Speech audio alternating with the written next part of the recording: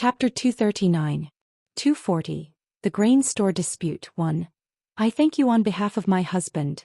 Meng Zhan's friend quietly stepped away to avoid Meng Zhan's concubine's bow. Not to mention anything else, but based on the gossip he heard, he felt that the Mengs did not live up to its reputation. He had never heard of the Mengs using a concubine to pretend to be the legitimate son. He didn't want to get involved in this mess. Chief Meng needs to rest after this incident. You can't get angry again in case it hurts your foundation. Before the medical officer could step out of the main street where the Meng residence was located, he was hurriedly called back. He wrote a new prescription and gave a few instructions. His friend took the chance to leave. He was worried that he would hear another scandal if he stayed any longer. Meng Liang died. Everyone in the Meng's family mourned. They wore plain linen clothes. The Meng's army was also ordered to mourn for the second Langjun. Meng Zhan's action was met with a lot of resistance. He was scolded by several elders. Who was Meng Liang? A son of the first wife who was not even 20 years old. To the public he was the son of the first wife. However, some of the elders who had heard the rumors knew that Meng Liang's identity was different. His identity as the son of the first wife was still a question mark. It was not like the Meng family was so short of people that Meng Liang was the only one. There were still many candidates for the Meng family. A son of the first wife died and the entire Meng's army mourned for him. Who did he think he was? Even if the emperor of Dongqing passed away, he wouldn't be treated like this. More importantly, it was a critical moment. The civil unrest in Tsang Prefecture was getting worse. Mobs were everywhere. The Meng's army needed to clean up their colleagues. They didn't have time to mourn for a young boy. Speaking of which, Meng Liang was the source of the civil unrest.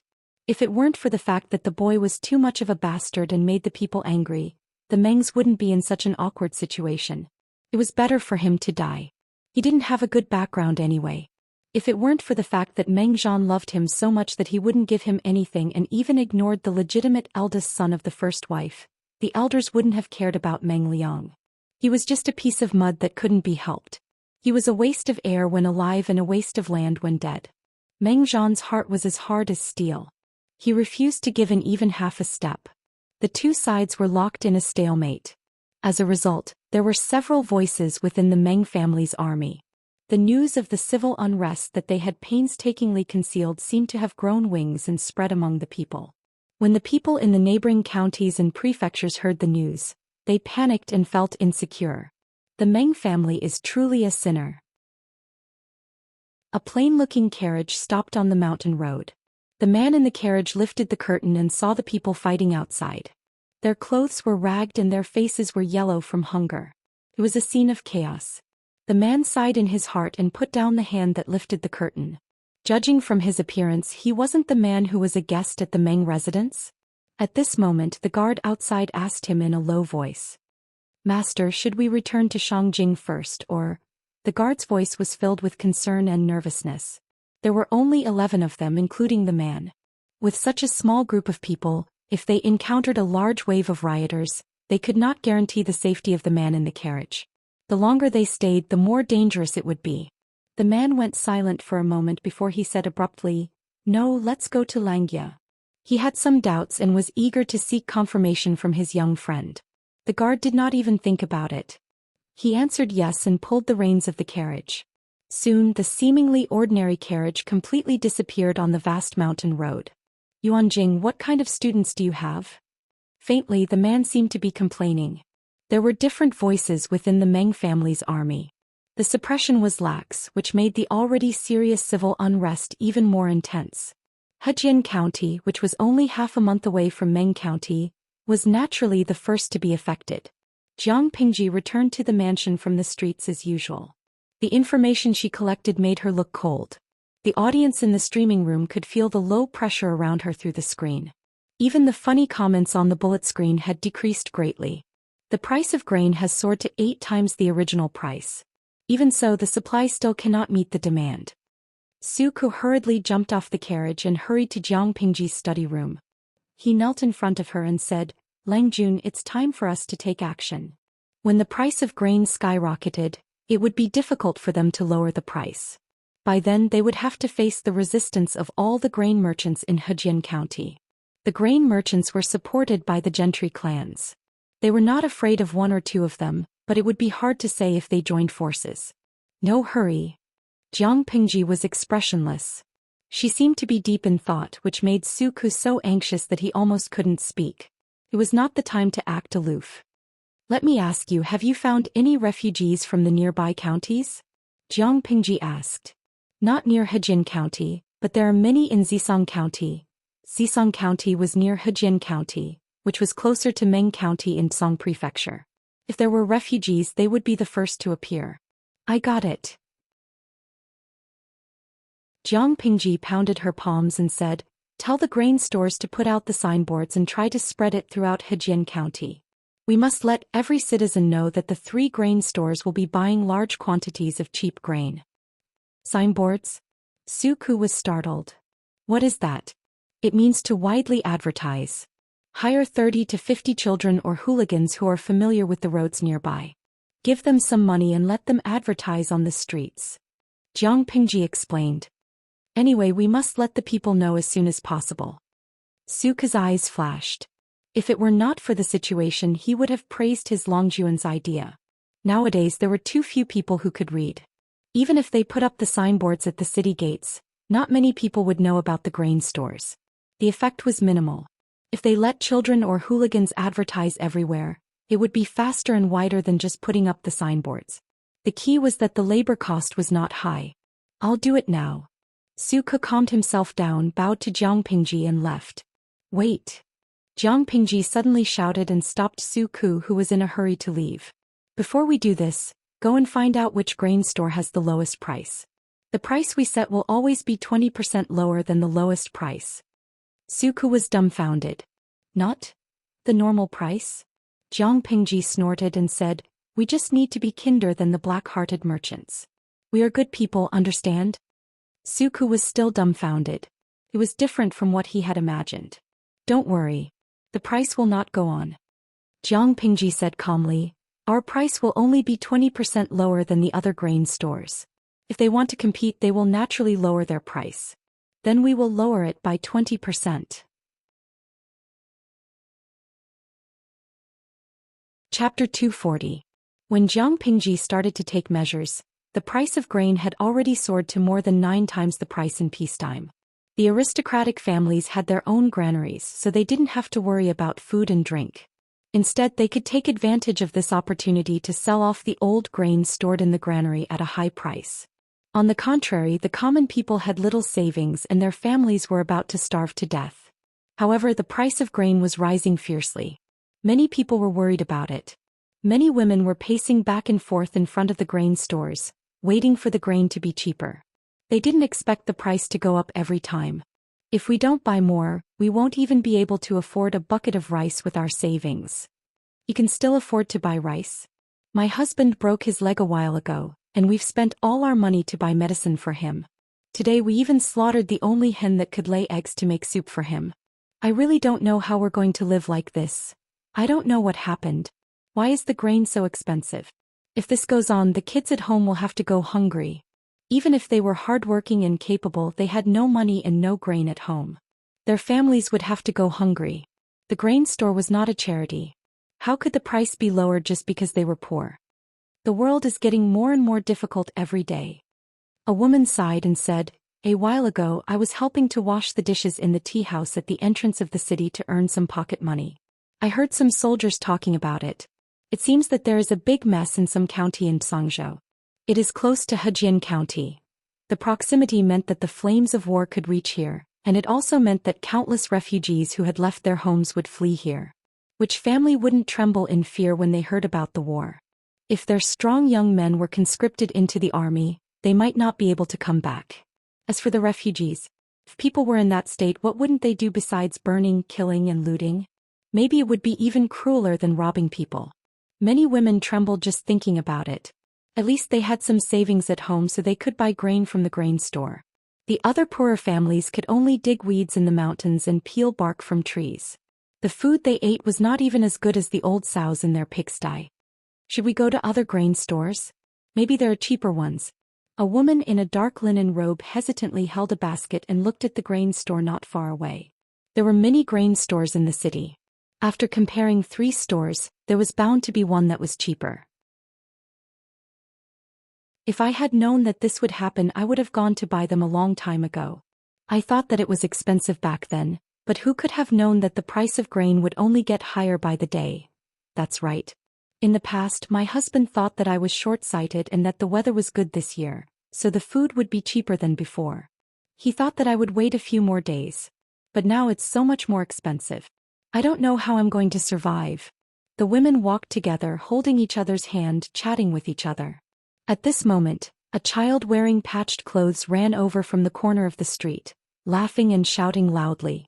A woman raised her hand to stop the child and asked carefully, "Hey, what did you just say?" It seemed that this was not the first time the child had been stopped. He answered in a loud voice very naturally. "The grain shop in the Dogtail Alley on Vermilion Bird Street is the cheapest. It's 20% cheaper than the other shops." "How much is 20% cheaper?" The child shook his head. "I don't know." The owner of the grain shop said that it's 20% cheaper. After all, he was just a child. Suka knew that children could not remember the price of grain, so he simply asked them to remember the shortest advertisement.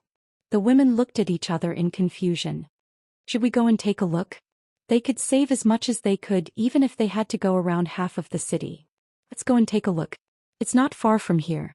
After a few words, the women had decided where to go. To attract more customers, Jiang Pingji had divided the area where the 3 grain shops were located into 3 parts.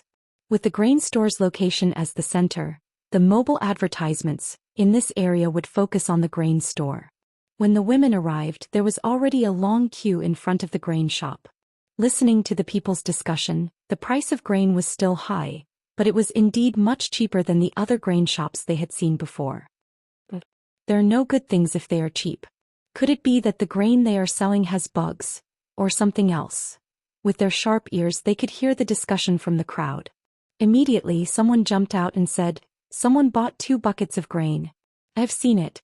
It's white and good." There was more than one person who was worried about the quality of the grain in the grain shop. Hearing that, he became even more worried. "That's strange. Others are raising the price, but they are lowering the price. Isn't it said that merchants are black-hearted?"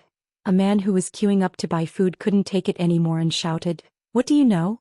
Don't you know who the owner of the grain shop is? It's the famous Hu County chief. I heard that Hu County has so much grain that it can rot on the ground. So what if it's cheap? Don't buy it if you don't like it." "Hey, why are you so blunt? How would I know that the owner of the grain shop is Lu Shi?"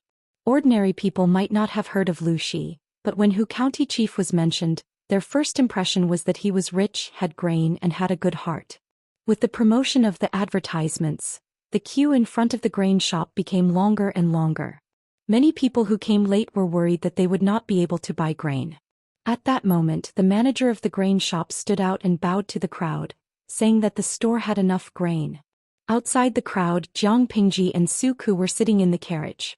Suku looked at the crowd and felt worried. There were so many people buying grain. He was worried that the store would not have enough grain. The effect of the advertisements was beyond his expectation. The queue was still growing. Jiang Pingji could see his worry at first glance. She said calmly, "For the people, the price of grain is still too high. Most of them are just watching and won't buy in large quantities. So, our store of grain will definitely last. By the way, have you prepared the people I asked you to prepare?" Suku cupped his hands and said, "Langyun, I have arranged everything." "Good. When there are more and more people watching, you can ask them to leave." Jiang Pingji's purpose was to suppress the grain price, not to sell the few thousand don of grain at the high price. Not only did she ask Suku to hire children and hooligans to act as mobile advertisements for the grain stores, but she also asked him to prepare a few people. These people were not to fool the people who bought the grain, but to sway the shopkeepers of other grain stores. Jiang Pingji started the price war. On the first day, she created the illusion that there was no limit to the grain store. Naturally, the other grain shops would be nervous.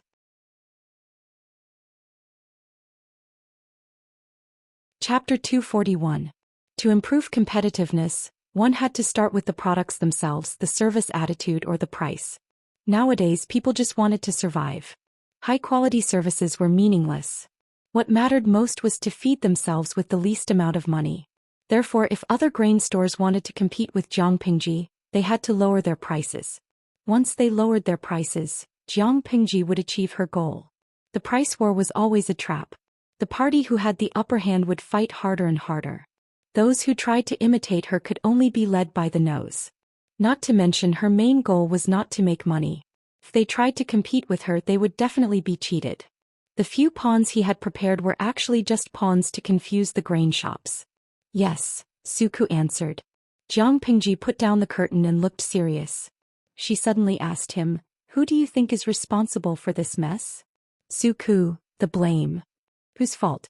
Jiangpingji asked again. It seemed that Suku did not understand the meaning of the word blame. Suku thought about it seriously and looked serious. After all, it was a test given by his Langjun. If he performed poorly, it would affect his position in her heart. The time they spent together was enough for Suku to understand one thing. Langjun did not look at other people's conditions, only at their abilities.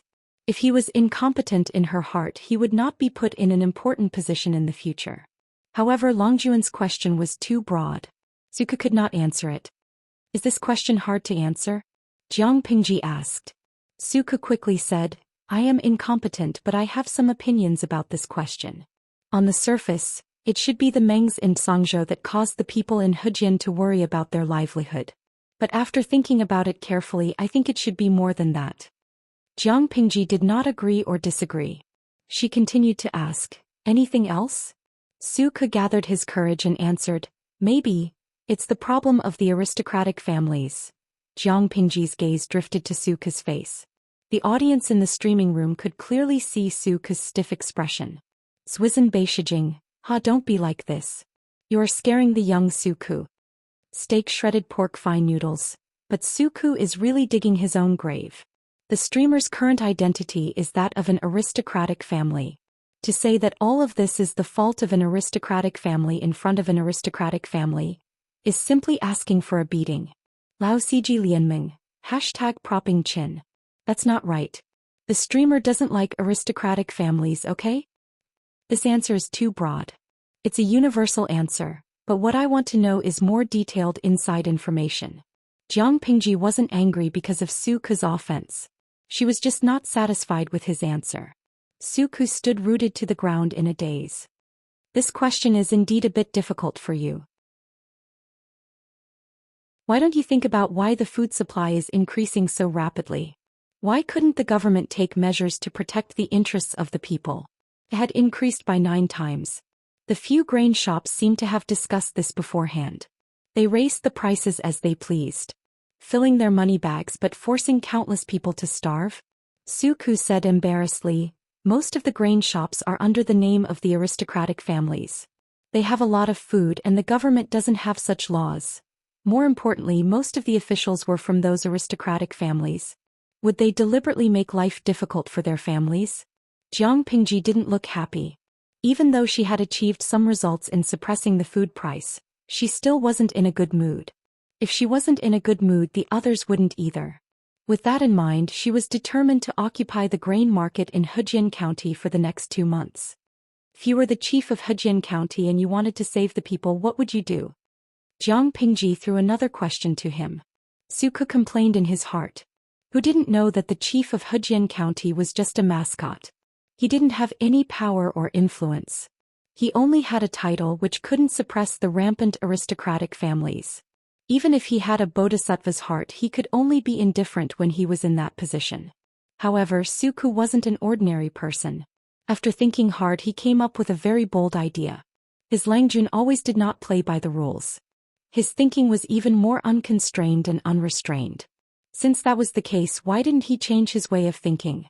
Maybe he could get a different answer. Suku had a flash of inspiration. He had an idea. If I am the chief of Hejian County, I have no power or influence. I only have the title of the chief. I can't stop the soaring food price. If that's the case, why don't I encourage the grain merchants to continue to raise the price? The higher the better. Jiangpingji's eyes lit up. She had a faint smile on her lips. The audience in the live streaming room was confused. Didn't you say you wanted to suppress the food price? Why did the host agree with Suku's answer? Lao Ciji Lianming. I think I understand Suka's idea. To encourage the price of food to skyrocket, he secretly sent people to the neighboring counties to promote the food and encourage the grain merchants there to transport the food to Hejian County to sell. When the supply increased and the demand remained the same, the price would naturally decrease. Merchants pursued profits. That was a common saying no matter what era it was. But this method can only be used once. Jiang Pingji nodded. She was very satisfied with Su Ke's answer. After all, he was a talent that she thought highly of. Jiang Pingji hoped that Su Ke could be more useful. After all, she was in dire need of manpower. Before she could find suitable people, she could only make Su Ke more useful. At the same time, Su Ke felt a chill down his spine. He had a vague premonition. There were many customers wandering in front of the other grain stores. Even if they were not going to buy, they were all potential customers. In less than half a day, all those people suddenly disappeared. It made the manager of the grain store, who was ready to make a big profit, very confused. He sent a worker to find out what was going on. And he got a reply. Who is so bold? The manager of the grain store was furious. It was like stealing food from a tiger's mouth. The worker nervously told him the owner of the grain store, and then he became silent. It seemed to be a competition between grain stores, but if it was too embarrassing, the power behind each store would be involved. The worker hesitantly asked, "Manager, what should we do?" What else can we do? Let's leave it at that. I will go to the manor and ask the head butler." At the same time, many managers of the grain stores in Hejian County made the same decision. Grain stores could not make a lot of money, but it was difficult for them to lose money. The aristocratic families did not take it seriously at first and let the managers make the decisions. The managers thought about it and decided that it was okay to make less money. Since it was a profit anyway, they might as well lower the price to the same.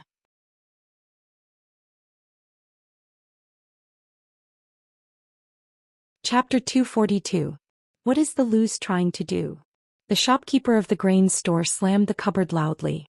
His old face was flushed with anger and blue veins were popping on his forehead. He was suppressing his terrible anger.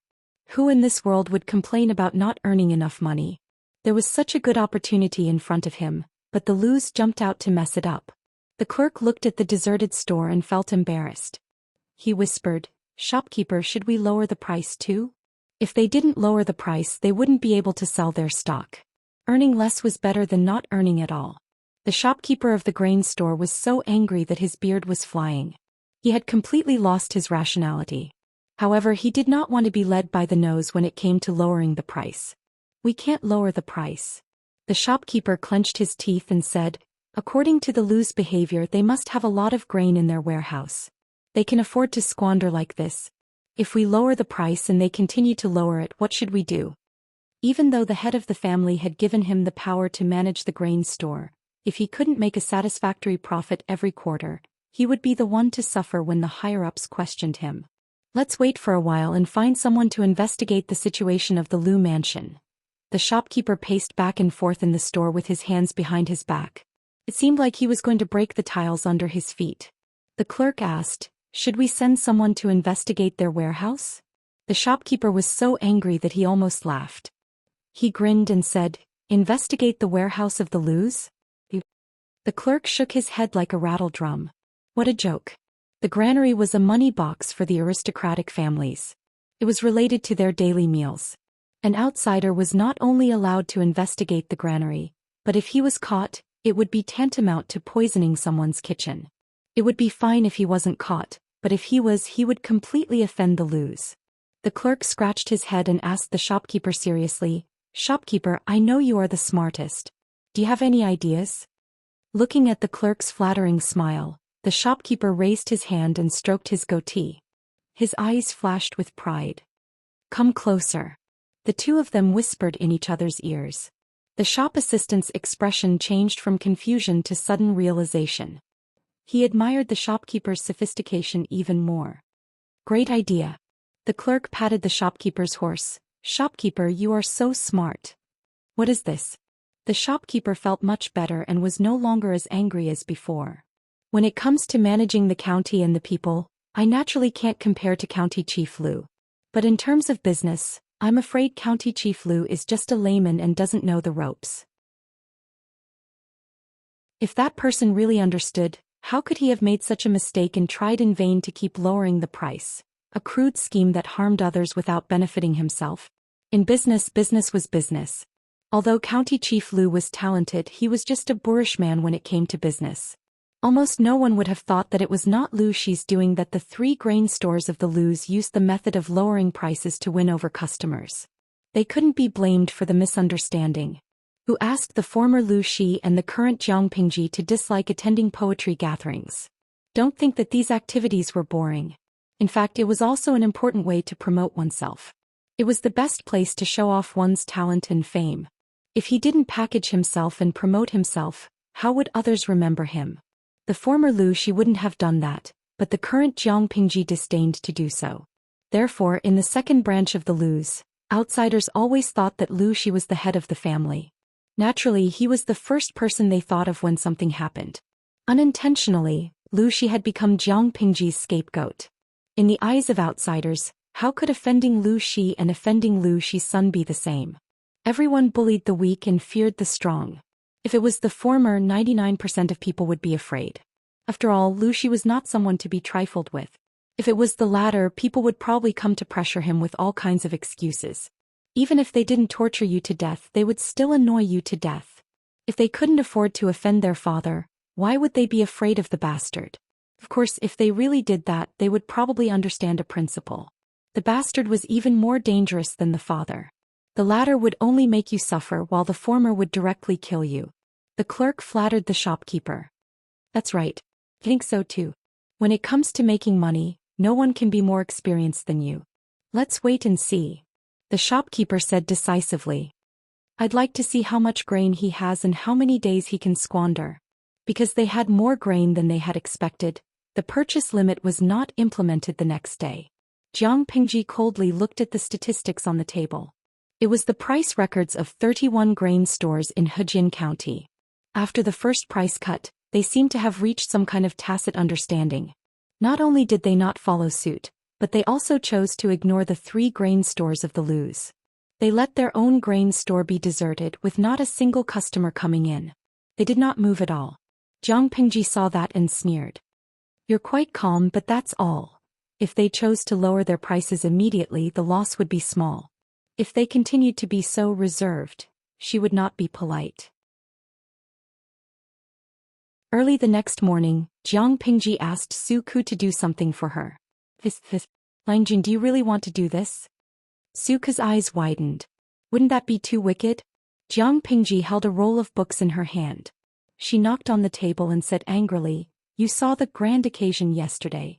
Although the people were attracted to the grain stores, not many people actually bought the grain because of the high prices. It was not that there were not many people, but it was less than she had expected. She was not satisfied with the transaction amount. Suka did not dare to respond. With the prices of the grain stores yesterday, it would be strange if there were many people who actually bought the grain. Although the prices of the 3 grain stores of the Lus had been lowered twice, it was still higher than the people's consumption level. Another day of price reduction. The people would naturally have the mentality of wait a little longer, maybe it will be even cheaper. I've read the information my father gave me about Hu County.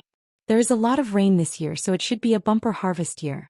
The drought in the neighboring 2 prefectures is also better than in previous years.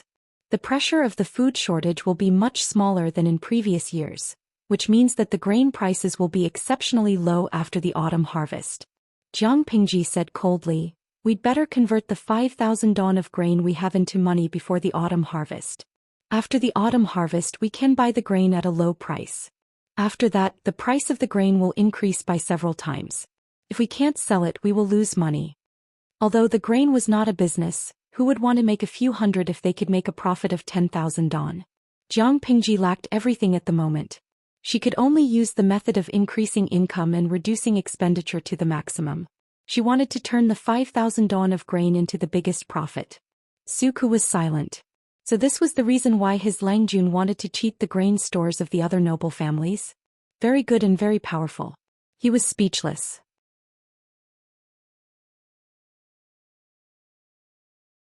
Chapter 243.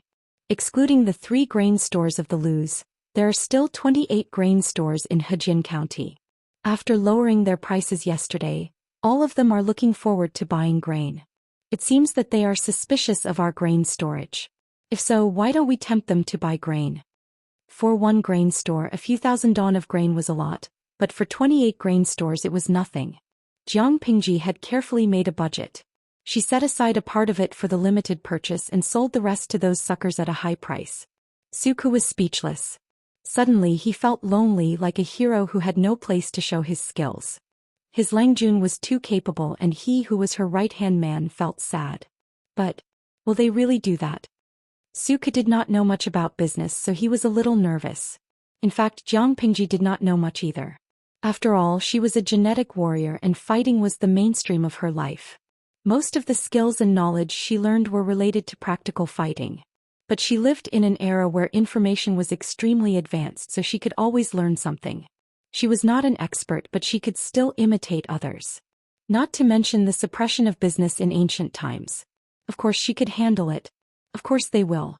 Even if we don't spread the news that we don't have enough grain, they will secretly test us. Jiang Pingji was a layman when it came to business, but when it came to cheating people and maximizing profits, she was the master of it. Whether it was in ancient times or in her previous era as a general, she was not a reckless or brainless person. On the contrary, most of those people were smart. They looked crude, but they had a lot of tricks up their sleeves. Jiang Pingji was chosen by her old boss, stood out from many candidates and became the commander of an army. Of course, she was not ordinary. Ask the shopkeepers of the grain stores to pay attention and record the appearance of every person who buys grain and the grain they buy, Jiang Pingji said. If I'm not wrong, those grain stores will send people to secretly buy grain from our grain stores to test us.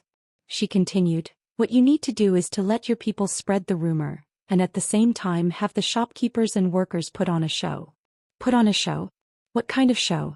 Of course, they would secretly say that there was not enough grain in the granary, and let the shopkeepers ask their master what they should do next. As long as the people who came to buy grain accidentally overheard it and brought it back, Jiang Pingji's goal would be achieved. Suku sighed in his heart and said, okay, I'll go and do it now. Right, go ahead. Although Suku was young, he was thorough and steady in his work. Jiang Pingji had always been at ease when she handed things over to him. Jiang Pingji's prediction was accurate. After noon, there were indeed a few people who bought a large amount of grain. One of them even bought a whole stone.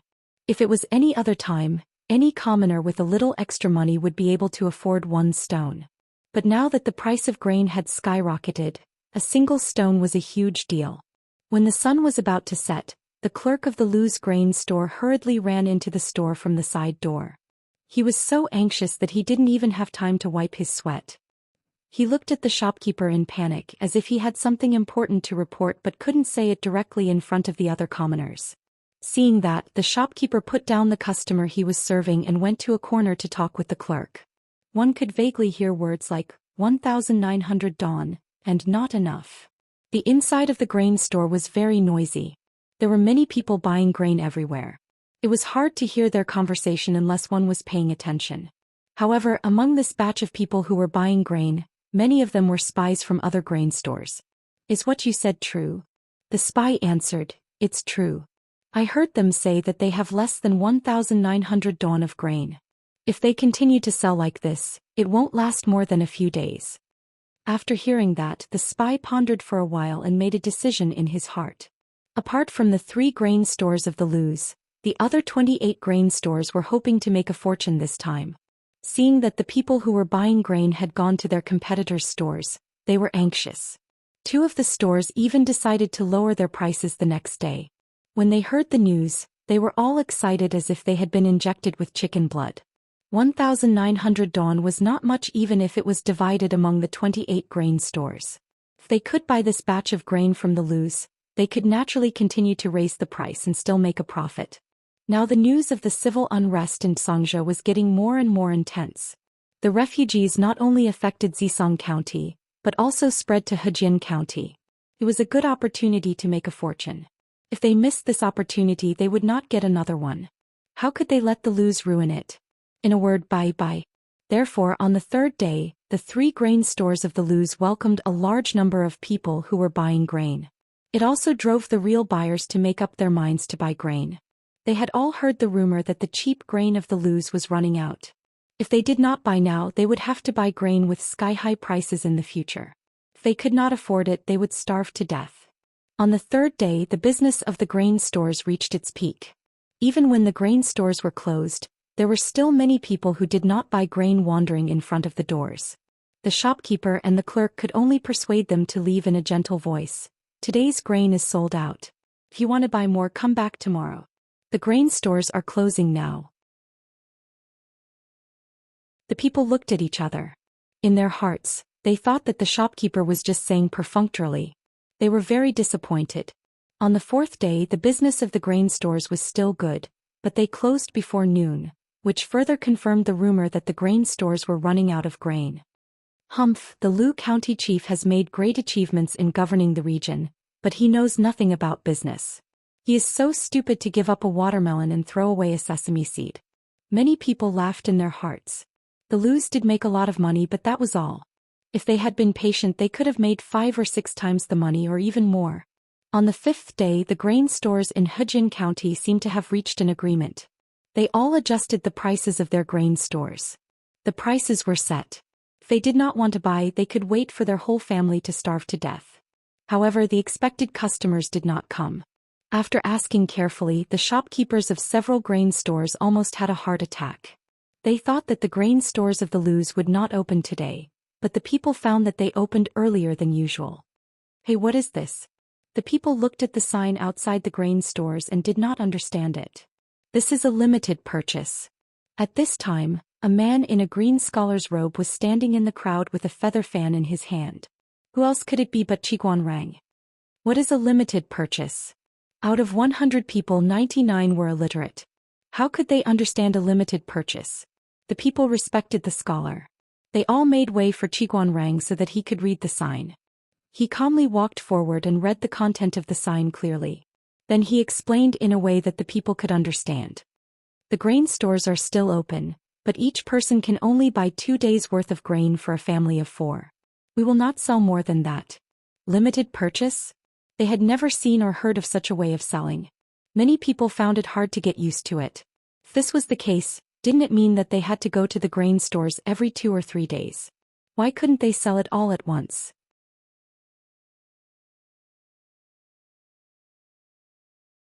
Chapter 244. Although there was cheap food, there was still a restriction on the purchase which made many people feel disgusted and repelled.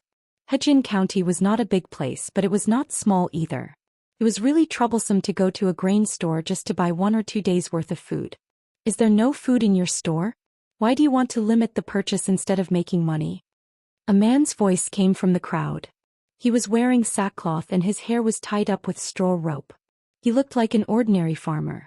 At this moment, the people gathered in front of the grain store seemed to have been enlightened. They started chattering. It's okay if there's no food.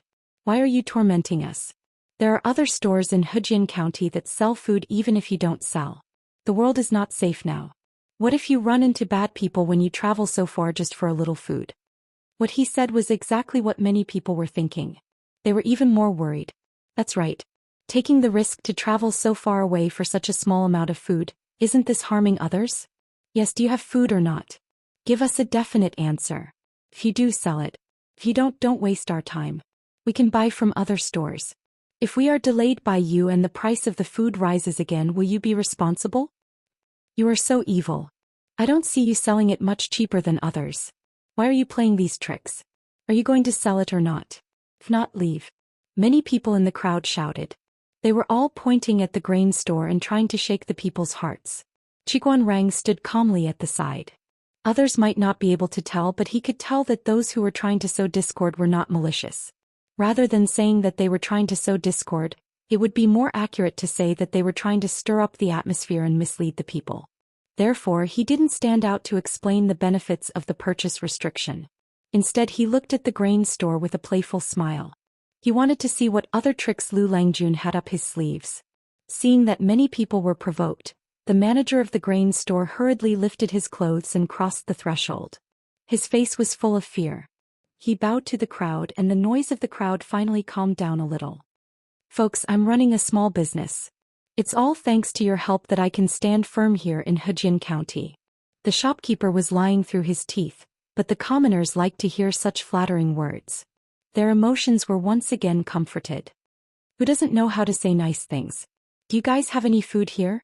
It wasn't easy for me to gather enough money to buy more. Why are you trying to limit the purchase? Are you trying to offend me on purpose? Someone in the crowd spoke up with an unreasonable attitude. The shopkeeper was so busy that his forehead was covered in hot sweat. He smiled bitterly and said, "My fellow villagers, your words are harsh. My store had originally set up this limit for the good of everyone. Why is it that in your mouth it's looking for trouble? Of course we have plenty of food. Then why did you set a purchase restriction? Do you still want to do business?" Before the shopkeeper could finish his words, he was interrupted by the voice again. At this time the crowd faintly sympathized with the shopkeeper. His service attitude was quite good and he was humble as well. Unfortunately he had encountered someone with a bad temper. How pitiful was he now? "Of course we want to do business, but we can't not limit the purchase." The shopkeeper bowed again and said seriously, "Nowadays the world is not stable. Who doesn't want to fill their own rice tank to the brim? But recently the price of food has skyrocketed. My fellow villagers have also seen it. You know you're selling at a high price, but you don't know how to sell at a lower price. Who are you trying to fool?" Qiguan Rang listened to the conversation between the shopkeeper and the shill and almost laughed out loud. Lu Langjun was indeed a clever person. The other party even dared to use such a despicable method. The shopkeeper patted his chest and said to the crowd, "You can't say it like that. Who doesn't want to earn money when doing business?" The crowd listened quietly. The shopkeeper had already memorized the script in his heart and spoke passionately. "But business has its own rules. This kind of act of looting a burning house is not something that my store will stoop to. But why is it still marked at such a high price today? It's because we have no other choice. Everyone think about it. If my store continues to sell at a low price, will the villagers buy more? Or will the people who want to take the opportunity to make a fortune buy more? Yesterday my store and the other two stores sold a total of 2,000 dong. Sold for 2,000 dong? This business was not bad. Since there was so much surplus, why didn't they sell it or limit the purchase?" Everyone was confused, but some people already understood what was going on. They guessed that the 2,000 dong were most likely bought by those who wanted to store food and not by the people who really needed it. "If we continue to sell at this rate, in less than 7 or 8 days, our store's granary will be emptied." The shopkeeper's words sounded weak. Not to mention 7 or 8 days, they probably wouldn't even last for 2 or 3 days. The owner of the store thought about it and came up with the idea of limiting the purchase so that the people who really need it can buy it. After limiting the purchase, the price will be lower than it is now. No matter how many flowery words there were, they couldn't beat the phrase, "After limiting the purchase, the price will be lower than it is now." Nowadays the food in the store was indeed more expensive than usual, but it was much cheaper than the food that was 9 or 10 times more expensive. Many people could afford it if they gritted their teeth. With that, many people's hearts began to waver and they started to lean towards the store. The shopkeeper took the opportunity to add fuel to the fire and said in a clear voice, "My fellow villagers, although the world is difficult, with the blessings of God, we should have a small harvest this year. In another 2 or 3 months, you should start preparing for the autumn harvest. By then the food will have recovered and you won't have to worry about starvation. To be honest, the store doesn't make much money by limiting purchases. But if everyone can survive until then, earning less money doesn't matter. At the very least they would feel at ease. Don't you think that's the case? Business is business and business has its own principles." Qiguan Rang raised the feather fan in his hand to cover the smile on his face. Lu Longjuan's move was really beautiful. If it were anyone else, they would have been tortured to death by the restriction on the purchase. After all, this move had affected the interests of many people. Unfortunately, Lu Langjun was of noble birth. He was the only legitimate son of the second branch of the Lu family. As long as Lu Shi didn't fall, the gentry in Hejian County would be afraid of him. The restriction on the purchase made many black-hearted merchants eager to make a fortune. So what if they lost money? If they wanted to make a move on Lu Shi, they had to see if Lu Shi would agree. The business of the Lu family's grain store was still booming. There was an endless stream of people buying food. For them, even if they had to travel for a few more hours, It was all worth it as long as they could buy cheap food. This is what a real businessman should be like. Many people sincerely exclaimed, especially when they found out that the other grain stores didn't lower the price, but instead raised the price. They admired them even more. Lanting, this is what you call gaining both fame and fortune.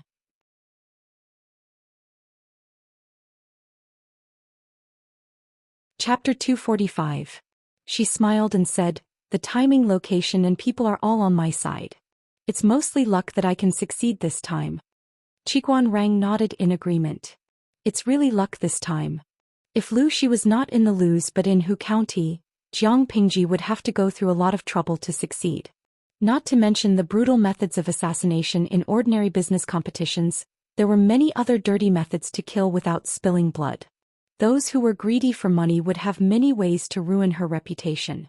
Even if Jiang Pingji had good intentions, if her opponents wanted to bully her, she would make a big fuss. It was impossible to implement the purchase restriction. The root cause was that the people were too easily fooled. They believed whatever they heard and rarely had the ability to make their own judgments. Based on this situation, the grain price won't be higher than the price set by the grain store. Jiang Pingji took a sip of tea and mumbled, "I hope we can survive until the autumn harvest. That way the people won't have a large-scale food shortage. We can't let our guard down because of this. After all, the civil unrest in Meng County in Song Prefecture has spread to Hejian County and other counties. How to settle the people is a big problem. If they couldn't control the people, the local public security would be greatly reduced." Jiang Pingji raised her eyebrows and said with a smile, "That's the problem of the Hejian County chief and other aristocrats. It's not our turn to worry about it." Qiguan Rang choked. They were both commoners without any official titles. Why would they worry about such things? Jiang Pingji said, "Compared to these things, Wenjing should think about how to be a bridegroom. Wayne Yangzi is still young, so please bear with her." "Of course." Qiguan Rang's expression softened a little, revealing a sense of warmth. Jiang Pingji teased Qiguan Rang and the latter reacted accordingly. On the other side, the streaming room was a bit gloomy. Why? Because Jiang Pingji did not play by the rules. She traveled from the stars to ancient times to be a streamer, so she could be considered a time traveler, right? According to the usual plot of transmigration novels, as long as there was a decent man by her side, he would have a different kind of feeling for her. There could be only one male protagonist, but the friendly male supporting characters had to be from the second row to the third row. After watching the streaming for a few months, only a few men appeared and only a few of them were attractive. Qiguan Rang was getting married. Brainless smashing jar. I'm not happy. I thought that Qiguan Rang would be the streamer's CP. Sparks of love could be ignited between them. They usually get along quite well. I didn't expect that Qiguan Rang would really get married. It's so frustrating to choose the wrong CP. Hey Yida. I remember that Qiguan Rang is now married for the second time. How do you think he and the streamer are a good match? Cafeteria Daffin Auntie. #rested chin.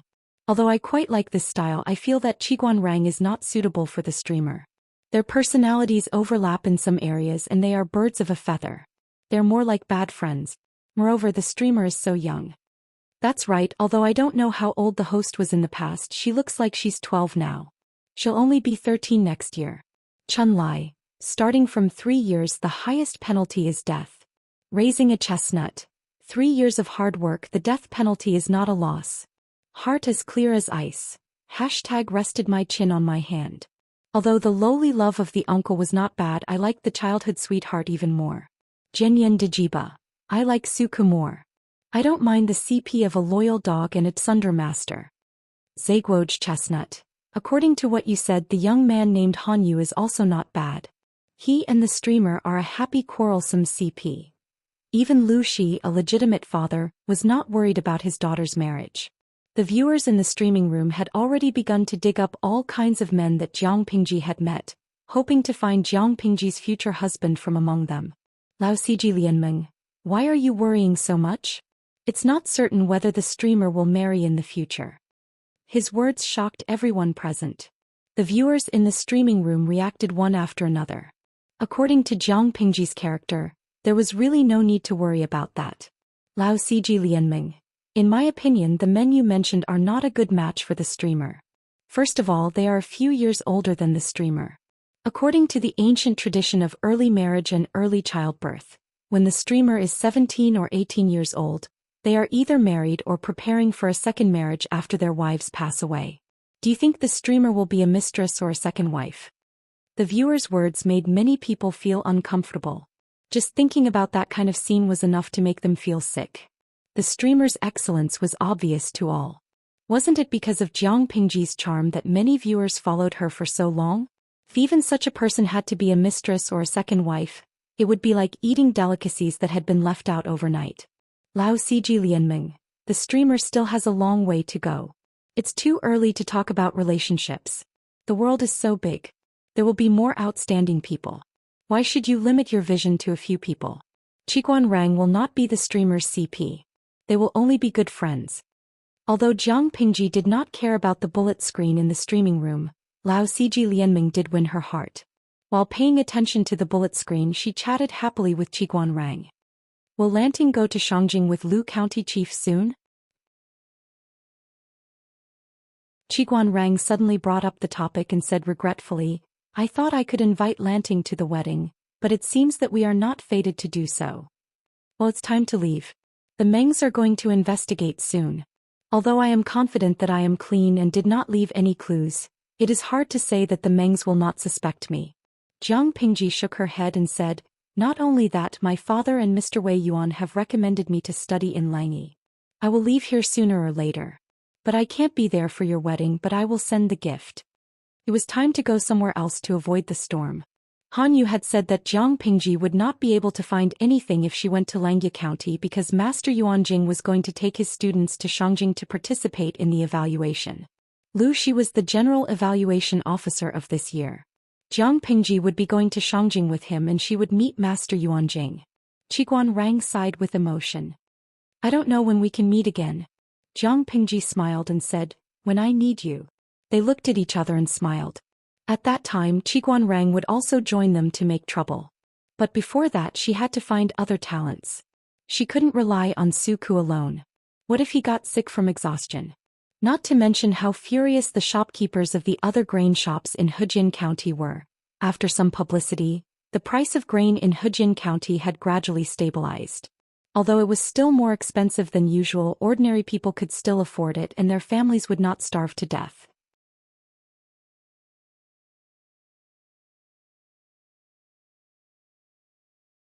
Chapter 246. My husband has just come back from the court meeting. How did he become like this? Feng Jin's mother heard from the servants that her husband Feng Ren had come back from the court meeting, so she hurried out of the main room to welcome him. With just one glance, she found that her husband was reprimanded in the court meeting and she felt sorry for him. If he was not reprimanded, how could a neatly dressed husband come back from the court meeting with tea stains on his forehead? There has been civil unrest in Meng County in Zhangzhou since a few months ago. Now that a letter has been sent to the palace, it is no wonder that the emperor is not angry. Feng Ren said carelessly. He took the handkerchief from his wife and wiped his face. He sighed and said, now the civil unrest is uncontrollable and it has spread to the counties near Zhangzhou. People are homeless and bandits are everywhere. The 3 tribes of the northern borderline are demanding an exorbitant price. Of course, the emperor wants to vent his anger. Madame Feng looked serious and said angrily, my husband is the head of the secretariat, but the emperor doesn't even give him face. If this gets out, how can he deter the other officials in the future? Not to mention the civil unrest of the Meng family in Zhangzhou. Those who are not deaf or blind would know something about it. Isn't it his own fault that the emperor only got the letter now? He just wants to vent his anger on my husband. Feng Ren snorted. He did not like what the emperor was doing at the moment. However, his wife had a bad temper and she was so protective of him. He felt warm in his heart. He could not help but raise his hand to hold Madame Feng's delicate and soft hands. I am fine. Madam, please don't get angry so easily. Anger hurts the liver. I am worried about you.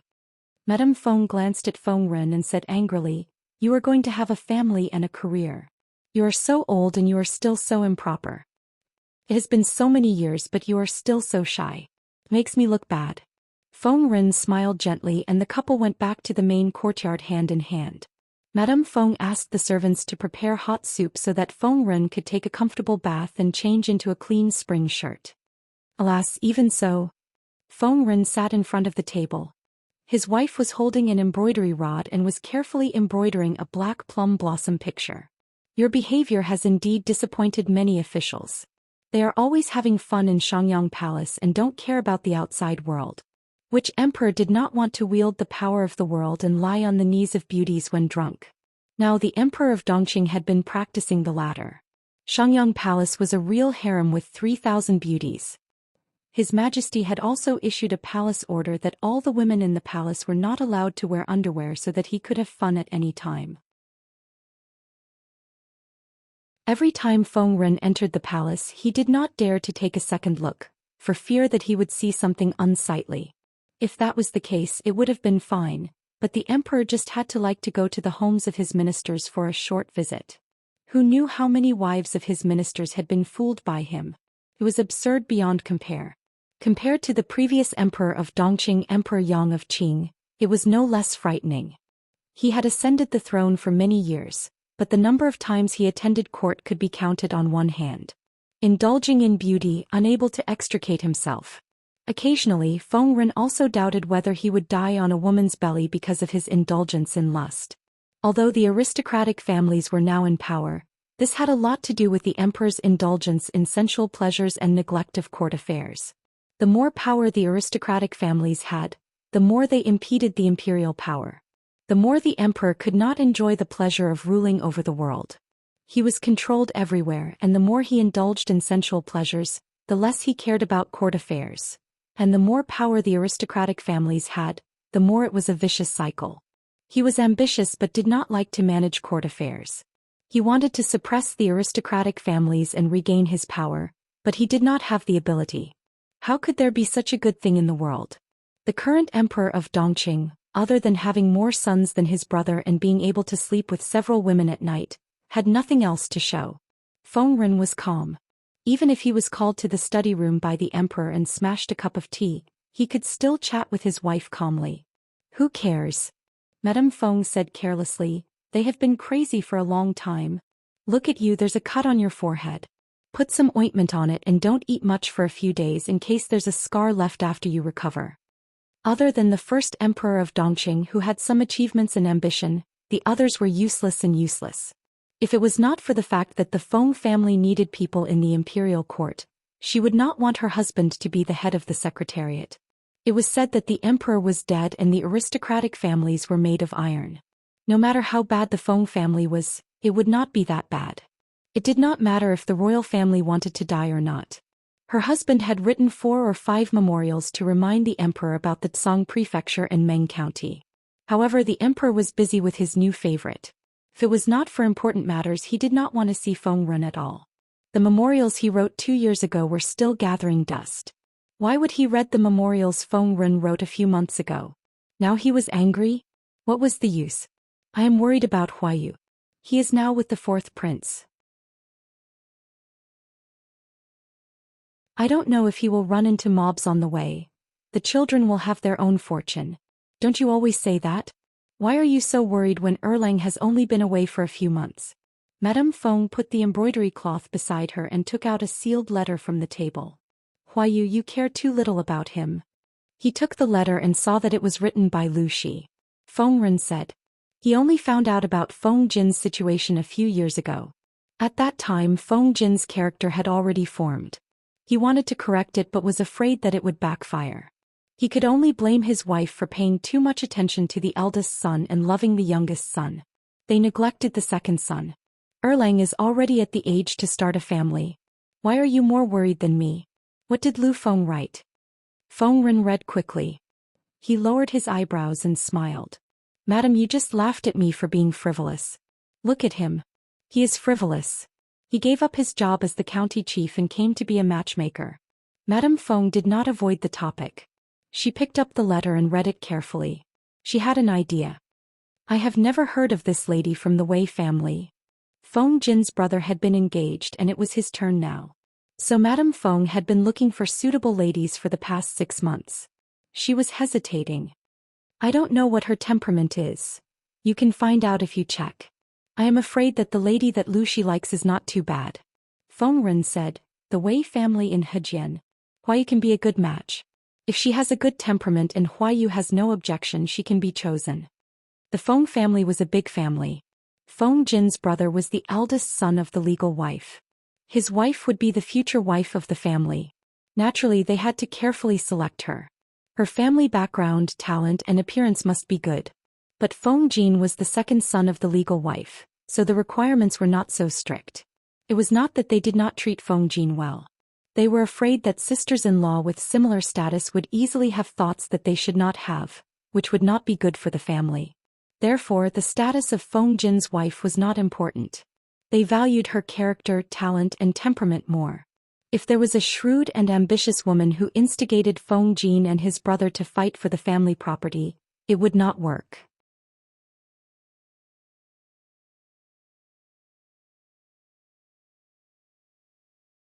Chapter 247. Lu Shi and Feng Ren were friends of gentlemen and they had a good relationship in private.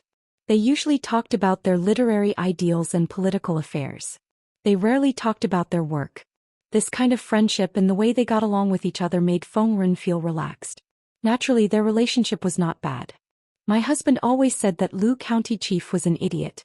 I believe it now. Madame Feng put the letter away with a smile. Although it was an encrypted letter, there was nothing shameful in it. It was nothing more than talking about daily life, describing what had happened in the past few years, expressing his longing and acting as a matchmaker. He talked about how he was about to leave for Shangjing and didn't have a place to stay. He asked Feng Ren to help him arrange a place so that he wouldn't have to sleep in the open. The content was humorous.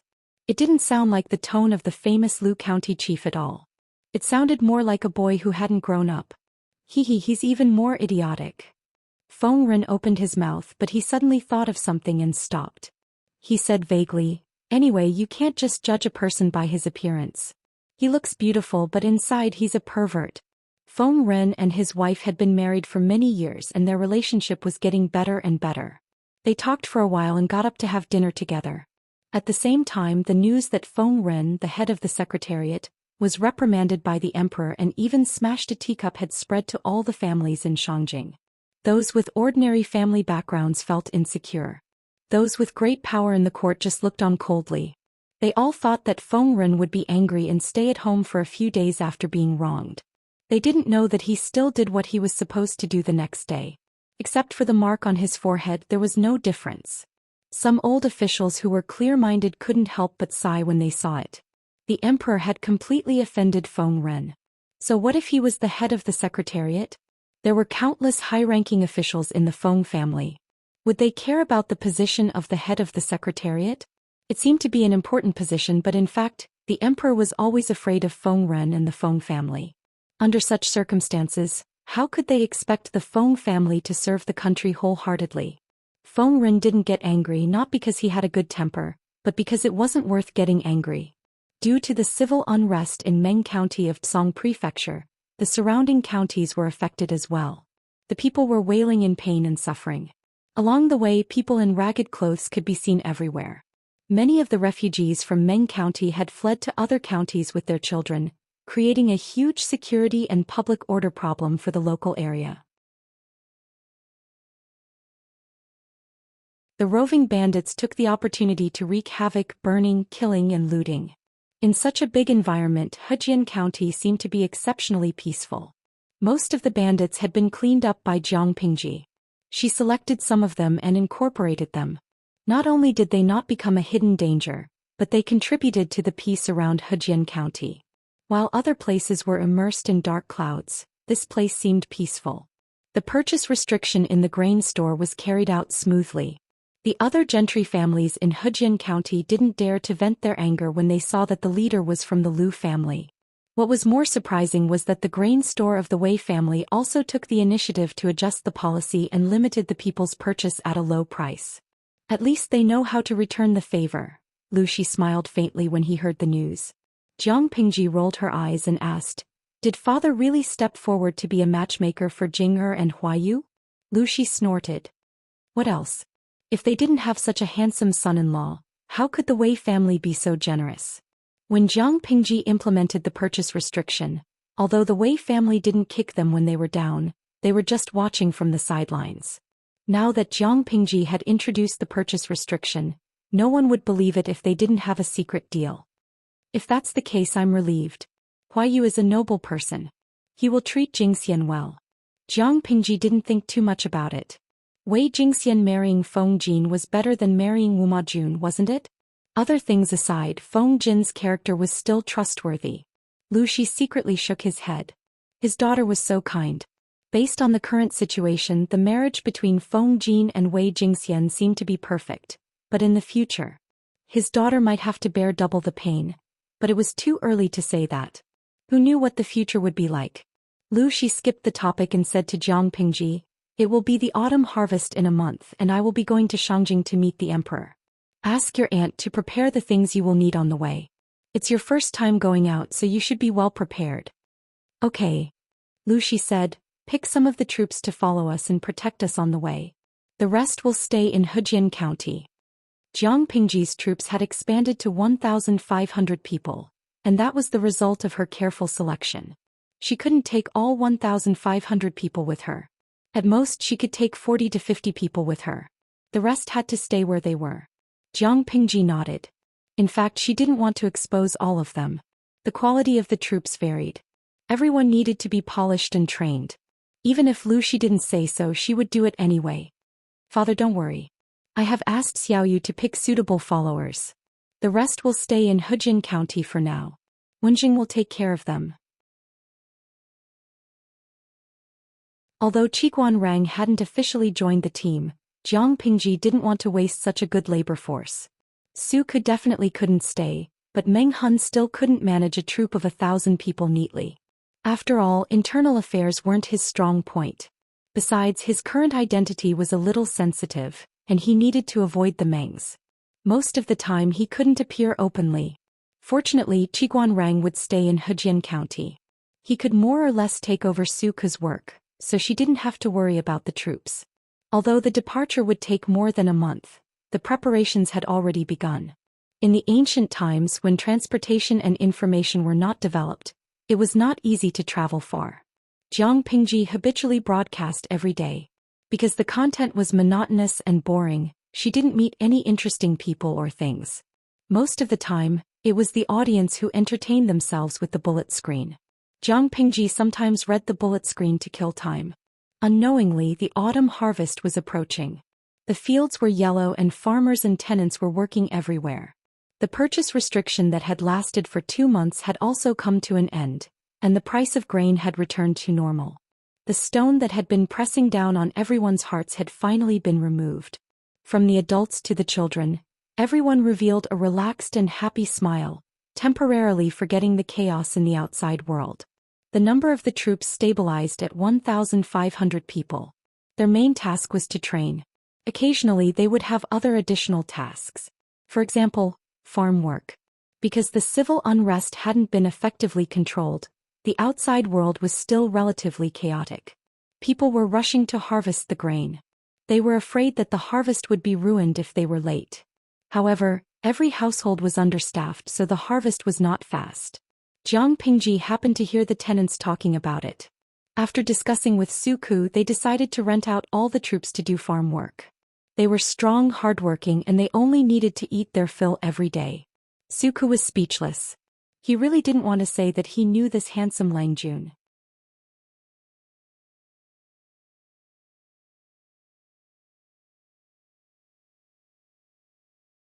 Chapter 248. Lang Jun, you mustn't. Suku moved quickly, intending to stop Jiang Pingji, who wanted to help. It was not that he thought she was a noble person and could not work like a farmer, but that he was busy enough and did not want to add to the mess. Jiang Pingji turned her head and asked Suku in confusion, "Why are you stopping me? There are no monsters in the fields." At that moment, the audience in the streaming room had started to become teachers, teaching Jiang Pingji how to do farm work. Even if she did not know how to do it before, she could now follow the guide given by her friends in the streaming room. Suku was looking down on her. Suku was speechless. After a while he said, "Lang Jun, you are a noble person. How can you work like a peasant? Jiang Pingji tilted her head and looked at him with a faint look in her eyes. Speak like a human. Suka's face turned green. After a while he said, we are busy with the autumn harvest. Langjun, don't add to the mess. Jiang Pingji was speechless. She did not want to look at the ha-ha-ha on the streaming screen. In the past it was always Suku who felt sorry for him. This time it was her turn to feel sorry for him. Lao Siji Lianming, light a candle for this honest boy. He actually said that. Swizhen Beishijing, I was drinking and almost choked. Suku was looking for trouble. Even if he thought that, he could not say it out loud. I think the streamer's expression is about to change. Hey young man, you have to be careful. He is going to make things difficult for you. Mo Wu Huaxi, #propping chin. Suku is not following the routine. According to the usual routine, he should be secretly moved. After all, the streamer was willing to put down her pride and work in the fields. It was a necessary quality for a wise ruler, but he actually despised the streamer. Yun Qimao, do any of you remember the streamer's background? Speaking of which, did she still see crops in her era? I really wonder if the streamer knew which were grains and which were straws. Jiang Pingji was shot in the knee. She had indeed never seen real crops. It was like the audience in the streaming room had never seen a pig run, but they had eaten pork. But they could not look down on her knowledge just because of that, okay? Host V, don't you have the bullet screen to guide us? Lao Siji Lianming, most of them are from Baidu. I don't know if they are useful. Jiang Pingji was speechless. Nai Bao Bao, actually I'm curious. Agriculture still existed in the host's era, right? Fully automatic machines are used for harvesting. Jiang Pingji stared at Suku silently, but he didn't budge. She squatted on the ridge of the field and looked at the farmers who were working. Looked like he was defeated, but he was actually chatting with the audience in the live broadcast room. Host V, do you know what it means to be a farmer in my time? 2 words, rich. The viewers in the live stream room expressed their shock and sent a series of exclamation marks. How much money can you make from farming? Jiang Pingji thought about it and used a very vivid metaphor to give them a general idea. Host V, all of you have seen the great universal geographical map of Dongqing, right? You know the approximate size of this country. The audience in the live streaming room expressed that they knew about it. After all, the great geographical map of Dongqing was hanging in her study room. It was hard not to see it. In terms of land area, it was about 1/6 of their era's Hua nation and slightly larger. This was the result of a data guru in the live broadcast room after combining the various data provided by the host. And then, Host V, it looks like a large land area, but it's about the size of a small or medium-sized farm. In other words, the land area of the Emperor of Dongqing is less than that of a small or medium-sized farm owner in her time. The audience in the live streaming room, Lao Siji Lianming, I may have drunk fake wine and watched fake live streams. I suddenly can't look at the term farm owner. Xiao Gui, can't look at it directly +1. I suddenly feel that my family's rural household is suddenly much more lofty. Moonlight treasure box, can't look at it directly +2. The urban household is trembling. A farm that was 1/6 of the land area of Hua Nation was completely unimaginable. However, would a farm owner be able to manage such a large farm? He should be able to, right? But they couldn't imagine what it would be like. Lao Siji Lianming, wait a minute. I seem to have analyzed a very scary fact. If there were such large farms in the host's time, obviously the earth could no longer meet the needs of the farm owners. Would there be the existence of agricultural planets? In other words, the host's time was already interstellar. Just like what many interstellar novels imagined, there were many planets in the universe that were suitable for the survival of living creatures. Some planets were specially divided for farming, which gave rise to such terrifying farm owners. The audience in the live streaming room were all excited after being reminded by him. Jiang Pingji didn't know what they were excited about. She quietly looked at the 2 or 3 tenant farmers who were working together on a piece of land. The audience in the live streaming room couldn't imagine how the farm owners in her time managed such a large farm as Dongqing because they had never seen it with their own eyes. Jiang Pingji hadn't seen the autumn harvest with her own eyes, so she couldn't imagine how the farmers harvested the grain. Suka saw that Jiang Pingji was so quiet and he felt anxious. He changed his words and said, If you're really curious, you should get a tenant farmer who is familiar with the field to guide you. The grain seems to be nothing, but if it's harvested improperly, it can easily cause lumbar muscle strain and scratches on the hands and feet. Jiang Pingji tilted her head and looked at him. Then go find a tenant farmer. The audience in the live streaming room could only copy and paste on Baidu. They were no better than her. Suku had no choice but to get up and find an experienced tenant farmer. He hoped that his Langjun would know the difficulty and stop tormenting herself. Why don't you use tools? Jiang Pingji's understanding of the ancient times was limited. Even if she came to this era and searched for information from books in the outside world, she still needed to see many things with her own eyes. She didn't have the actual objects in her mind, so she couldn't imagine it. The old tenant farmer was in fear and trepidation. Langjun, there are farming tools, but they are rare and the cattle are precious. Usually 3 or 4 households share them. When one household finishes harvesting, it's the next one's turn. If they are experienced, their speed isn't slow. In fact, it relied more on manpower than the power of tools. Jiang Pingji followed the direction of the old tenant farmer's finger and saw a farmer using rough farming tools. She frowned slightly. She couldn't imagine using manpower to harvest the grain.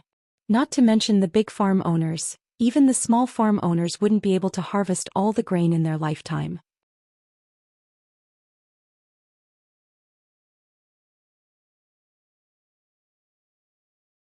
Chapter 249. Old man, please teach me how to do it. I'll learn. Jiang Pingji smiled. She rolled the wide hem up to her knees and secured it with a rope, revealing a pair of slender white calves. As for the sleeves, she tied them up with a rope to make it easier for her to walk. Xiao Gui. The rope to secure the sleeves looks like it's from Japan. Lao Ciji Lianming. Sleeves, also known as arm ropes. They're not from Japan. In fact, people in ancient China used ropes to secure sleeves so that they wouldn't get in the way of their work. But no one was wearing a robe with wide sleeves, so they didn't need it. While he was being taught a lesson, Jiang Pingji secured the sleeves with Suku's help. She stood beside the old tenant farmer and listened attentively to him teaching her how to harvest the grains.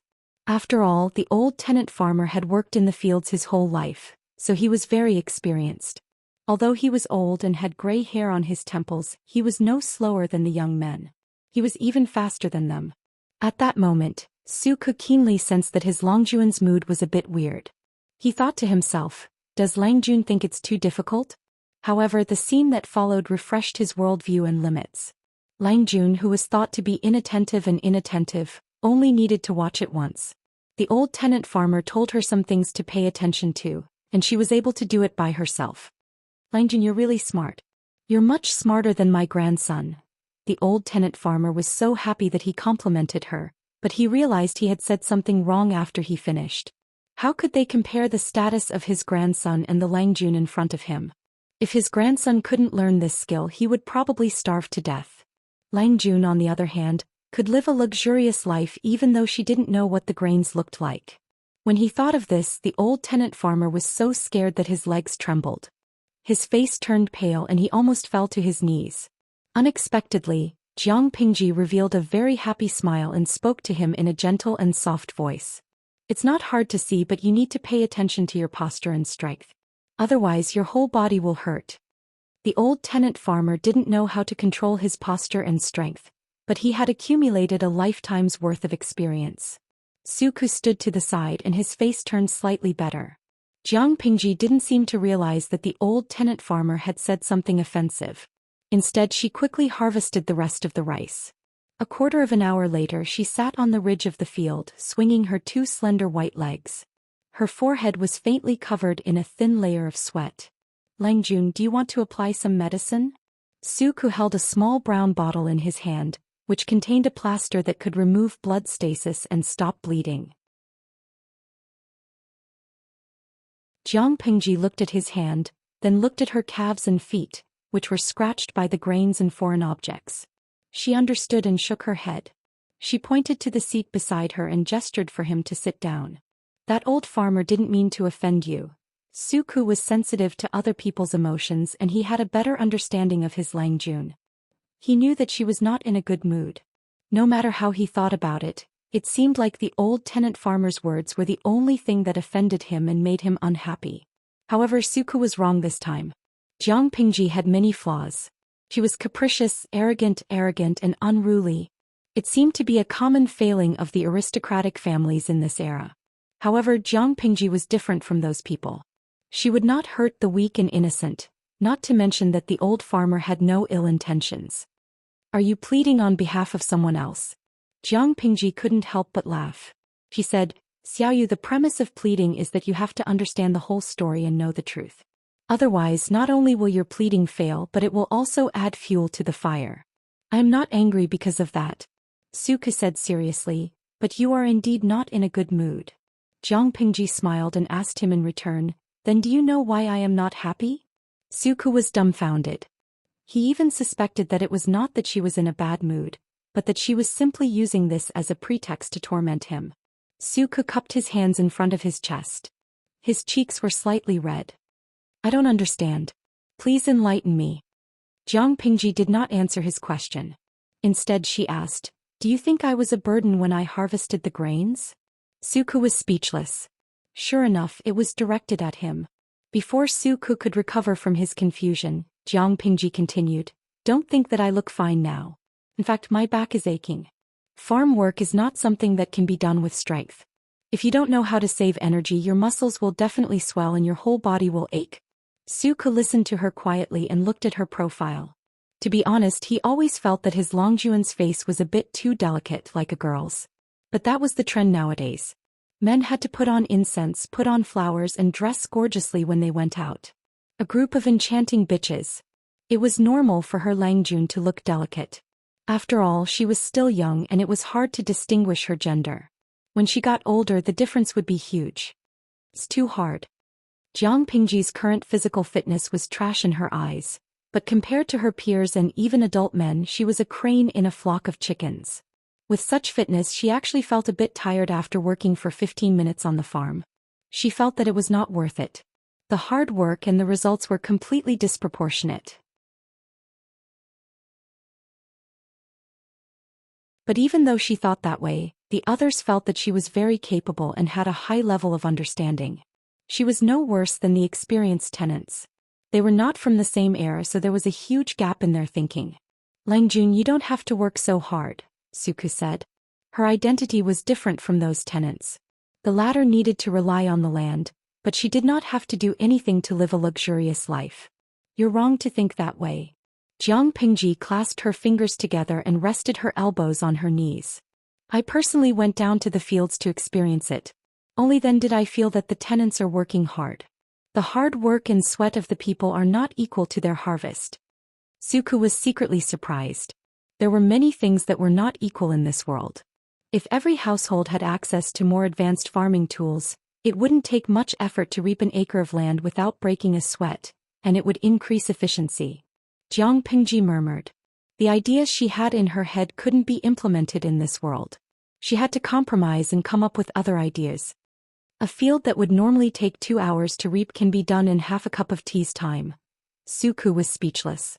Did she go crazy from working in the fields? I need to go back and think about it. You'll be responsible for the things here.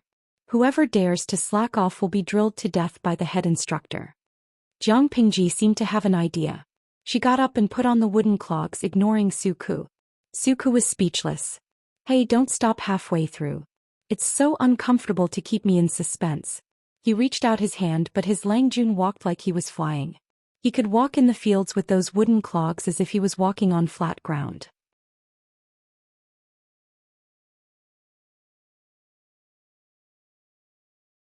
Chapter 250. What are you drawing, Langjun?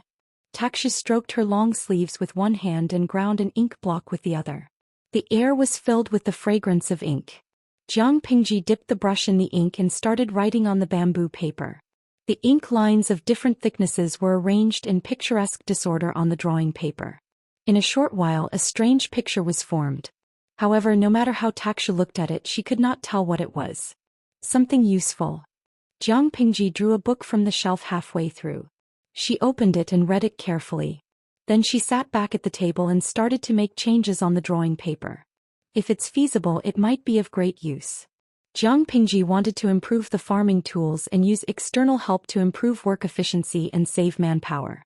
If she was asked to toss about problems such as mechanical design or aircraft carrier energy core, her academic level would definitely not be able to handle it. However, if it was just designing simple wooden machinery, the difficulty would be greatly reduced. Not to mention, the audience in the live broadcast room could also provide her with friendly reference materials. Therefore, it was not difficult for her to improve the farming tools. The real difficulty was that the tools had to be in line with the current level of technology. She also had to manufacture the tools that she designed.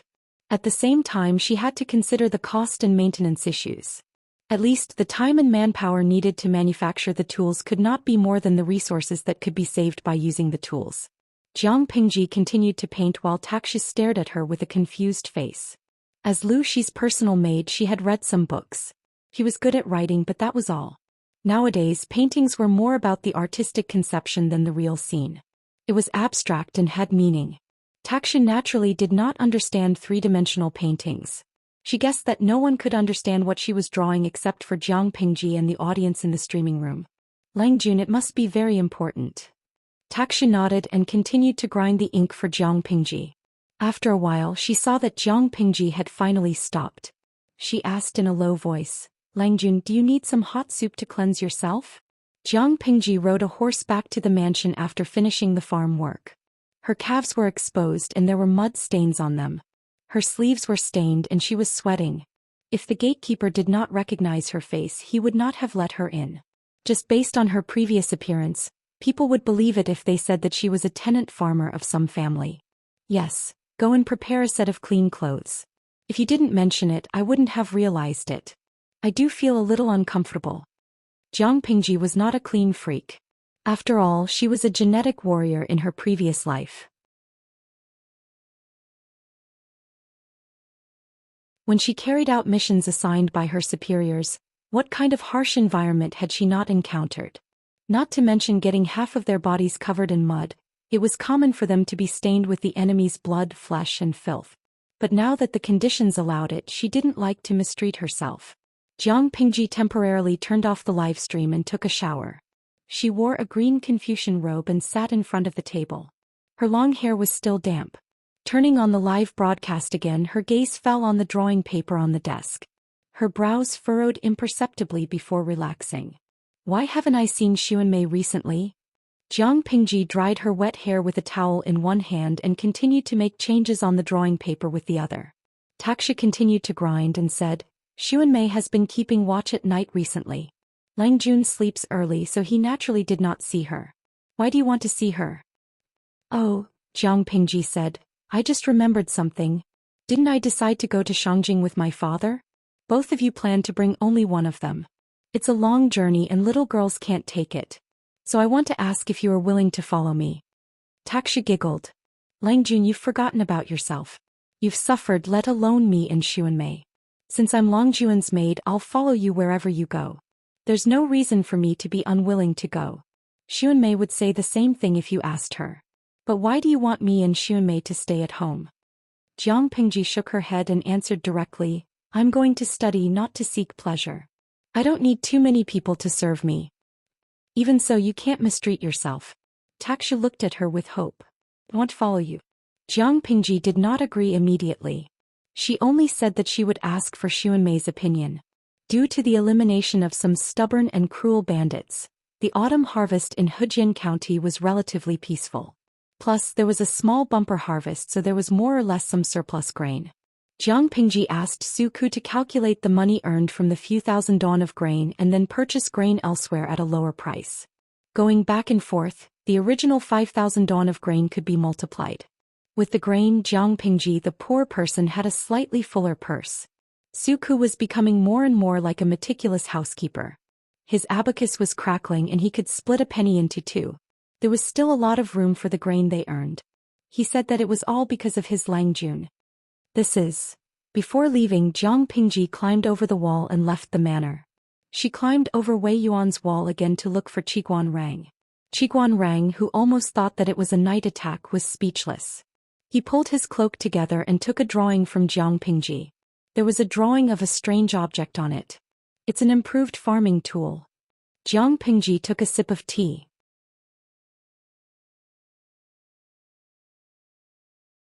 But I have too little experience. This kind of imaginary thing can't achieve the desired effect. I'm handing this over to you. I've also talked to the carpentry workshop in the Lu Manor. You can discuss with the carpentry workshop about how to make it into a usable object. Qiguan Rang listened to her in shock. He suddenly thought of the improved crossbow and was speechless. If Lang Jun can solve this problem, you may become a person who is not inferior to the Mahists. It was a pity that Lu Shi's talent was not limited to farming but to the world. Jiang Pingji ignored his words and continued, "Do it in private. Don't let anyone know." Qiguan Rang was from this era, so he understood the pros and cons of it. He cupped his hands and said, "Don't worry, Lanting." Jiang Pingji said, "Okay, thank you." Qiguan Rang was smart and suspicious. Jiang Pingji climbed over the wall to look for him in the middle of the night, and it was the night before they left. He put away the drawing and asked, "Lang Jun, do you suspect that there's something wrong with you?" "Yes." Unexpectedly, Jiang Pingji answered the question. "But that's not the main reason. It's just one of the reasons. The other reason is that it's convenient for Wenjing to stay in Hejian. I'll be in Langyi for a while, so I won't be able to take care of him. Then."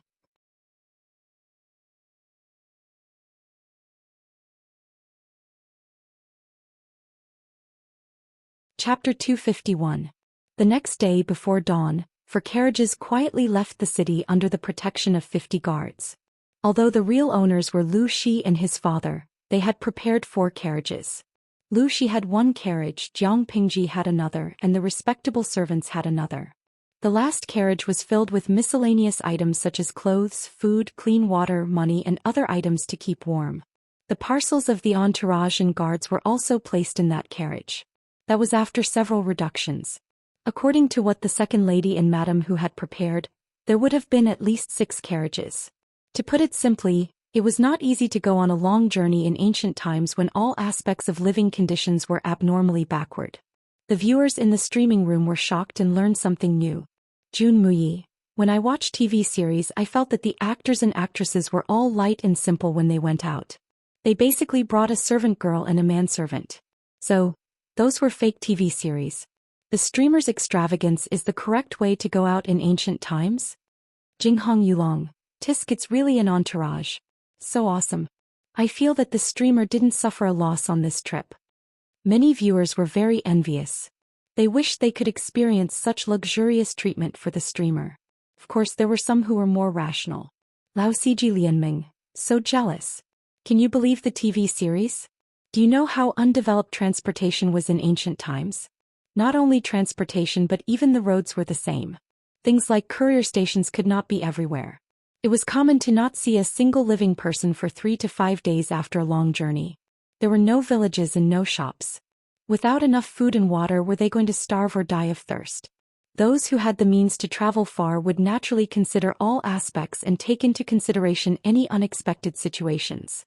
Those who did not have the means could only carry a parcel and some dry food. Everything was light and simple. Not only was the speed slow, but they would also encounter all kinds of dangers along the way. The ancient world was not like the modern world that the audience was living in. There were many tall buildings in the modern world, which greatly reduced the living space of wild animals. Many people had eaten pork, but they had never seen a pig run. However, the ancient world was different. There were dangerous animals running around, and snakes often visited homes. Shaggy Gongji. No, did the person above eat dynamite today? I was just envious. Do you have to be so angry? The bullet screen in the streaming room was filled with the smell of gunpowder. Jiang Pingji did not care. She leaned half of her body on the table and rested. They hadn't left Hejian County yet, so the vibration of the carriage was still within an acceptable range. However, as it was approaching noon, the carriage jolted violently. The audience in the livestream room wondered if the carriage would break apart from the jolting. Jinghong Wandering Dragon. All of a sudden, I'm not envious anymore. I can endure it for a while, but after a while my bones will be shattered. There were even some audience members who said that the camera was shaking so much that their eyes hurt and they felt a little nauseous. He's already on the main road? Jiang Pingji lifted her hand and lifted the curtain of the carriage. The scenery outside had already turned into a rustling autumn scene. Taxi did not sit in the third carriage. Instead she followed Jiang Pingji. Judging from the time, we should have left the official road by now. Your servant has prepared a cushion so that you won't feel uncomfortable from the bumps.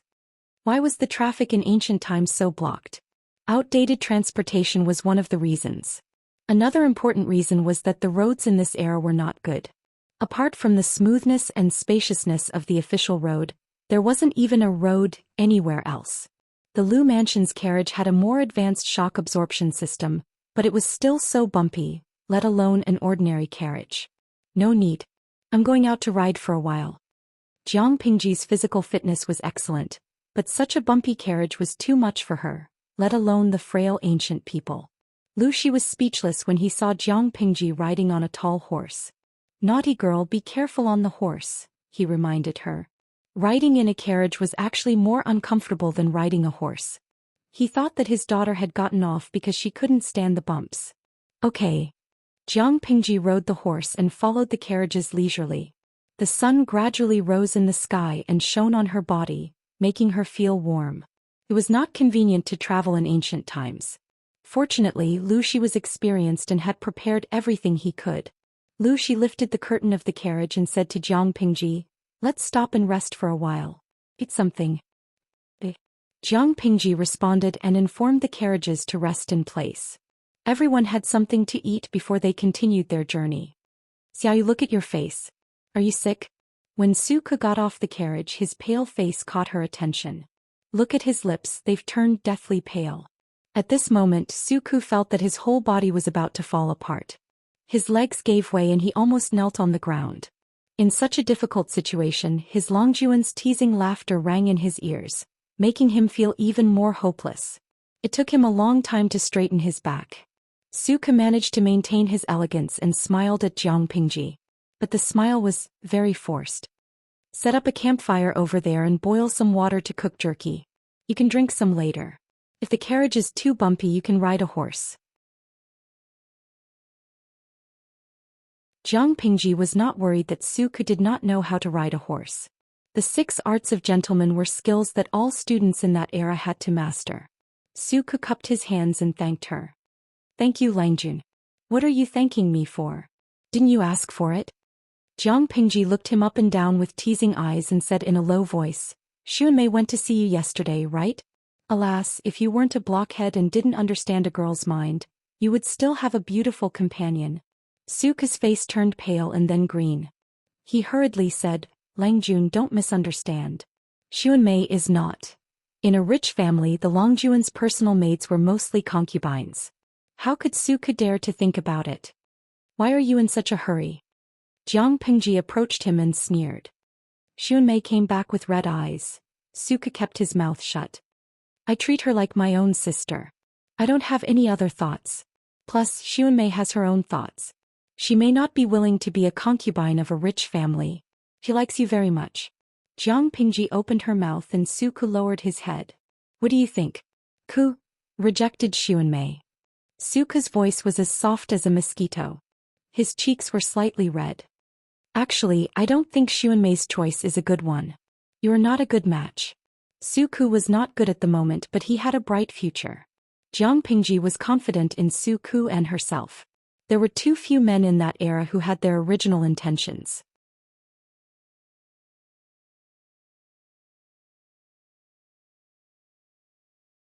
Chapter 252. Jiang Pingji crossed her arms and leaned against the side of the carriage. Suku felt more and more uncomfortable. He didn't even know where to put his hands. "But that girl is quite silly and stubborn. You should know why she chose to stay in Hejian County, right?" Suke didn't say anything. He didn't know how to respond. He didn't know at first, but since his Langjun said so, he naturally understood. She stayed in Hejian County to take care of his aunt. Xuanmei's character was like her name. She was gentle and very kind. "It seems that you understand." Jiang Pingji patted his shoulder and whispered with a smile, "If you like Xuanmei, remember to come to me and ask for her hand in marriage. If you don't like her, you should make up your mind as soon as possible. Don't waste her time." Suku smiled helplessly. His Longjuan's temperament was too unexpected. The audience in the streaming room witnessed the whole conversation. Many people who liked the master-servant couple expressed their heartache. Streamer, you are not a qualified woman from another world. Do you understand? Also, when did Xuanmei and Suku hook up? I understand. Suku cupped his hands in front of his chest and kept his head down. Only his exposed ears were slightly red. After a short rest and a full meal, they continued their journey. The surrounding environment became more dangerous after leaving Hejian County. Not only did they have to face man-made harm, but they also had to guard against natural disasters. The distance between each relay station wasn't fixed. Sometimes it would only take half a day to travel from one relay station to the next, while other times, it would take 3 to 4 days. Fortunately, the carriages were equipped with enough rice and water, so the 50 people in the caravan didn't have to worry too much. The journey was very boring. After 5 or 6 days, even the weak Suku gradually got used to the bumpy carriage. Although he was still pale, he was much better than before. In comparison, his ability to adapt was not as good as Takshu, a girl from the inner yard. Under such circumstances, the content of the live stream in the streaming room for the past few days was naturally boring. Having seen the scene of traveling in ancient times with their own eyes, they did not envy Jiang Pingji for being able to travel so majestically and ostentatiously. It was simply suffering. Bingtang Lemon, I was quite envious, but now I only feel sorry for her. I lived on the grasslands and rode a horse before. I know how tiring it is to ride a horse for a long time. Looking at the road, I can imagine how bumpy it is inside the carriage. In short, modern society is better. Tianxia Wudi, all of you are staring at the streamer and the carriage.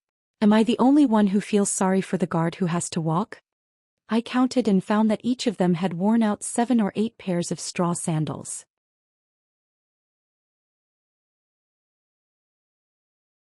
While we were resting, I saw someone sitting on the ground and picking the blisters on his feet. Naidita, you've hit the nail on the head. When I first entered the streaming room, I was wondering why every guard had a string of straw sandals hanging on their shoulders. If I didn't know better, I would have thought that they were weaving straw sandals to sell. Now that I understand, I just feel sad. Lao Ciji Lianmeng. I remember when I was in high school, the school organized an excursion in the 3rd year of high school. The whole grade had to walk up and down the mountain on their feet. It was about 20 kilometers. Many people couldn't recover for a week. Over the past few days, these guards had traveled a lot more than they had traveled on foot. They even had to take turns to keep watch at night. A group of people sleeping in the wilderness. The conditions were really tough. Thinking about himself, as long as he had a card or a mobile phone, he could go on an excursion at any time.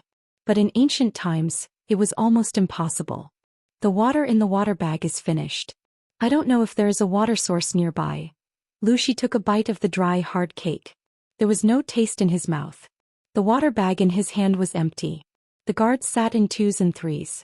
They seemed relaxed, but in fact they were secretly vigilant of their surroundings. I'll ask someone to look for it. Father, go rest in the carriage. Jiang Pingji took the water bag from him and selected a few guards who were in good condition to look for a clean water source. She could choose not to go, but when it came to survival in the wilderness, no one had more experience than she did. She could find water as fast as possible and avoid the dangers lurking in the forest. Her efficiency was unquestionable. Everyone had a few water bags with them. If they drank a little at a time, they could probably last until the next station. Jiang Pingji had a long knife on her waist. The blade was straight and sharp. If it weren't for her delicate face and short stature, she would have looked valiant and heroic. She raised her hand and chopped the bushes around her with the knife, clearing a relatively clear path. There's a stream half a mile ahead. Jiang Pingji said with certainty. It's not winter now. Snakes, insects, rats and ants are active. Before she finished her sentence, she suddenly turned her wrist and held the black knife in a backhand grip. The blade and the sword deeply pierced into the tree trunk behind a guard. The guard was so scared that his body stiffened. His forehead was covered in cold sweat and he didn't dare to move. Because she had walked a lot, her breathing was a little heavy. It's a poisonous snake. She pulled out the knife with a clang. At that moment, everyone realized that the tip of the knife was stained with blood. A poisonous snake with a triangular head and a brown body was nailed to the tree trunk.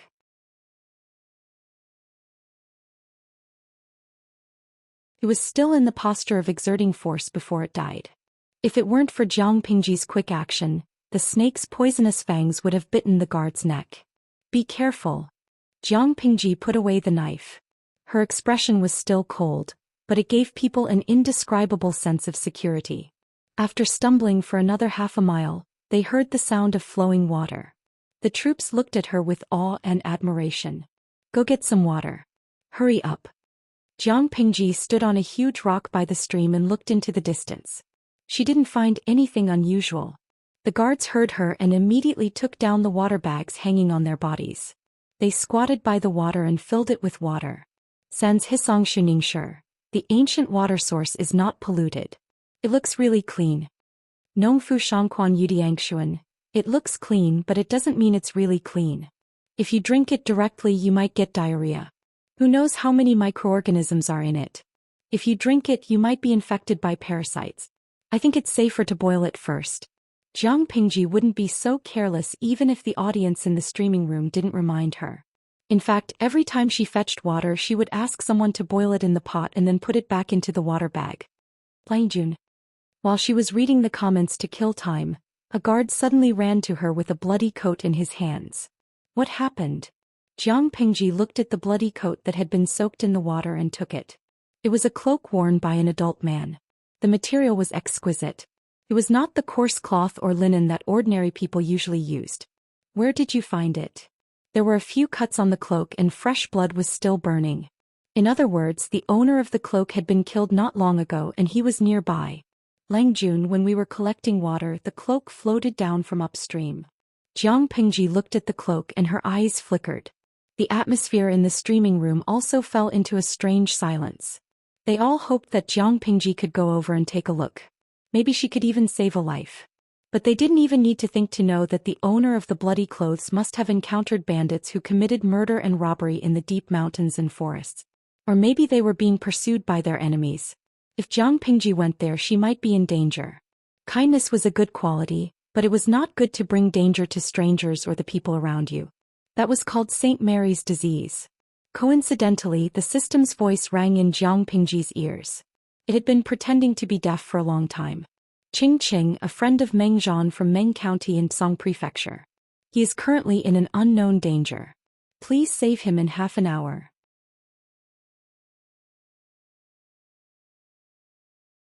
Once the mission is completed, the host will receive the reward of full breasts.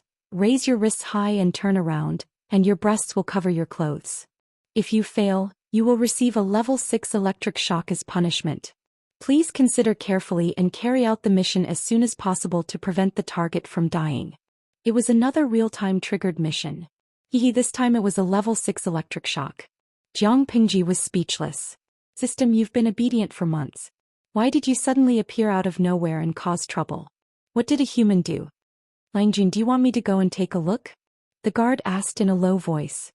He was afraid that his voice would attract the attention of the thieves. No need. You go and tell the others to be quiet. Don't let the thieves find out and cause trouble. Jiang Pingji's face was cold. She threw the bloody cloak on the ground without even looking at it. Obviously, people with discerning eyes could tell her decision from her reaction. Yes, I understand. As the saying went, it was better to avoid trouble. There were only a few people who would stand up for injustice. As the guards who were responsible for Longjuan's safety, they didn't want any unnecessary trouble to happen. Some of the viewers in the streaming room were very anxious. They typed and scolded Jiang Pingji for being cold-blooded and heartless. Some of them could understand it rationally, but they were disappointed emotionally. They wanted to see a streamer who was righteous, not selfish and cold-blooded. At that moment, the system's voice came out. The system gritted its teeth. Don't tell me you want to refuse again. Host, if you don't listen to me you will definitely regret it. Jiang Pingji sneered secretly. I won't do the mission. What can you do to me? The system said, level 6 electric shock punishment. Aren't you afraid of death? Will you let me die? Jiang Pingji asked secretly. The system choked and said angrily, you don't have to refuse the mission just to spite me. You're wrong. I won't save him just because he is Meng Zhan's best friend, Jiang Pingji replied coldly. The system, I quit. This host is too hard to deal with. I know she hates real-time missions, but does she have to go against me like this? About 10 minutes later, The guards had filled all the water bags. Jiang Pingji said to the crowd, "Let's go." The system kept trying to stop her in her mind. "Jiang Pingji, are you really not going to save him? The viewers in the streaming room are throwing rotten eggs at you. As a streamer, you should create a positive image. If you don't save him today, you will lose fans." "Shut up." Jiang Pingji spat out coldly. Her expression was very cold. The system was furious, but it couldn't change Jiang Pingji's mind. It could only snort angrily. At that moment, the guards realized that Lang Jun was leading them to another path. "We're going the wrong way."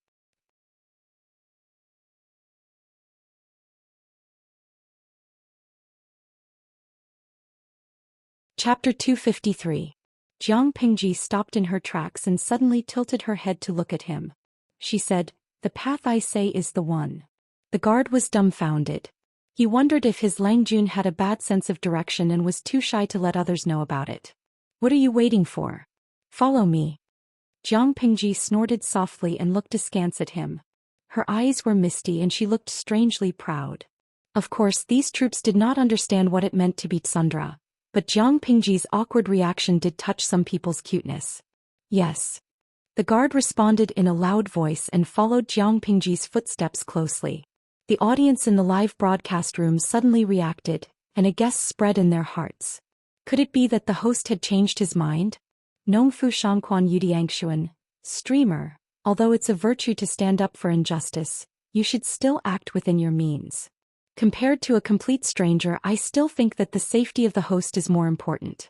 Even if you don't do anything, you are not in the wrong. Bingtang Lemon, +1. Streamer, you don't have to change your behavior because of other people's opinions. You only have so few people with you. If you meet a group of bandits, not only will you not be able to save them, but you will also get yourself killed. That's not worth it. There was a cost involved in saving people. Jiang Pingji and her group had only come out to look for water. They did not bring any lethal weapons. There were not many of them and their weapons were not good. If the number of bandits far exceeded Jiang Pingji's, wouldn't it be like sending a lamb into a tiger's den? Yuyida, Tisk, there are so many people who are being held hostage by morality. If the host didn't save them, it meant that he wasn't kind and benevolent. If she was in danger because she tried to save someone, would you keyboard warriors climb through the screen to save her? Host, you must be careful. The viewers in the live stream were very conflicted and their stance was not firm. Jiang Pingji clearly remembered that there was an ID who angrily scolded her for being cold-blooded. However, when she did something that seemed to be an omen of saving someone, the ID followed the crowd and angrily scolded those who were suspected of moral kidnapping, completely forgetting the contents of the bullet screen that he had previously posted. She sneered coldly in her heart. No matter how noisy the bullet screen was, she ignored it. "Lao Siji Lianmeng, what are you arguing about? Is this the first time you've seen the host's personality of not getting up early without benefits?" Compared to those fence-sitters, the truly loyal audience members were more rational and maintained their stance. They might not watch the live stream every day, but they could truly understand Jiang Pingji's character. Is she the kind of person who gets carried away by emotions and acts impulsively? Obviously she wasn't.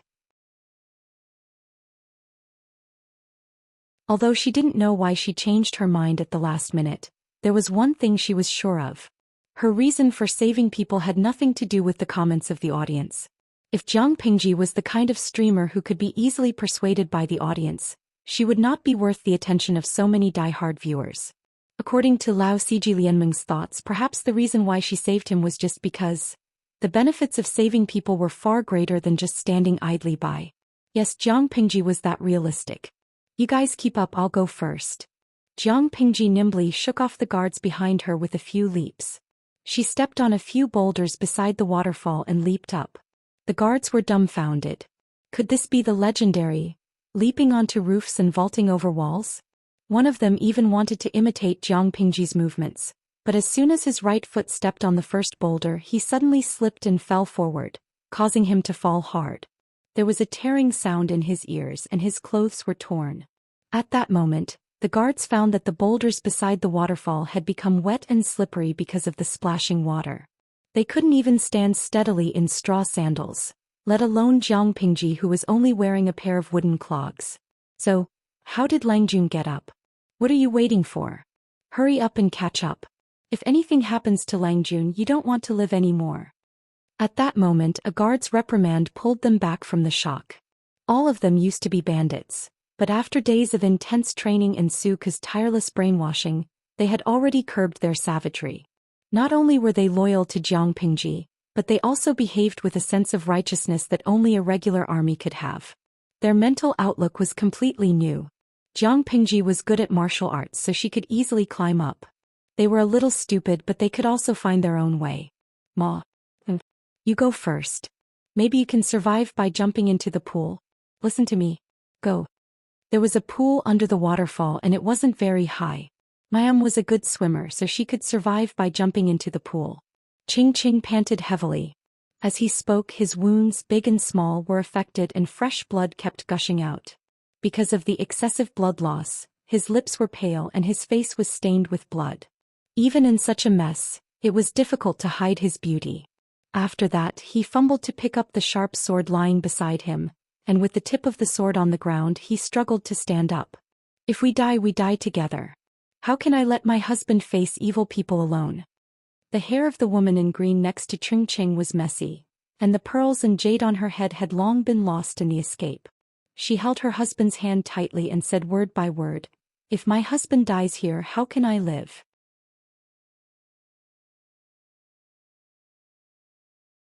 Ching wanted to persuade her again, but he thought that they were in the wilderness. Even if his wife escaped and luckily avoided the murderous bandits, she couldn't survive in the dangerous jungle. He suddenly felt helpless and could only hold her hand tightly. Tenderness suddenly grew in his heart. Cough. He coughed up blood. With such a wife, what more can I ask for? Ching took a deep breath, held her fingers tightly and said reluctantly, "Don't be afraid, Mum." At that moment, a series of messy footsteps came from afar. Occasionally it was mixed with angry curses. Ching's heart skipped a beat after hearing it. Those powerful bandits had gotten rid of the guards and were chasing after them? Here they are. They escaped pretty fast. More than 40 bandits were all holding shiny knives. Their coarse hemp clothes were stained with blood, but very few of them were really injured. "Just kill them. Cut off their heads and take them back. Don't talk so much nonsense." Faintly, some of the bandits' curses were mixed with this kind of dialogue, which made Ching feel cold in his heart. When did the bandits become so powerful that they could kill more than 100 of his guards with only 40 to 50 people? What kind of bandits would kill people but not rob them? Instead, they would cut off the heads of others and take them away? This was obviously not a case of bandits killing people and robbing them, but someone deliberately waiting here to kill him. Ching's wife was also a heroine with a lot of courage. At this time, she also realized what was going on and looked at her husband with a serious face. Ching gritted his teeth and asked sternly, enduring the severe pain of his wound, "Who sent you?"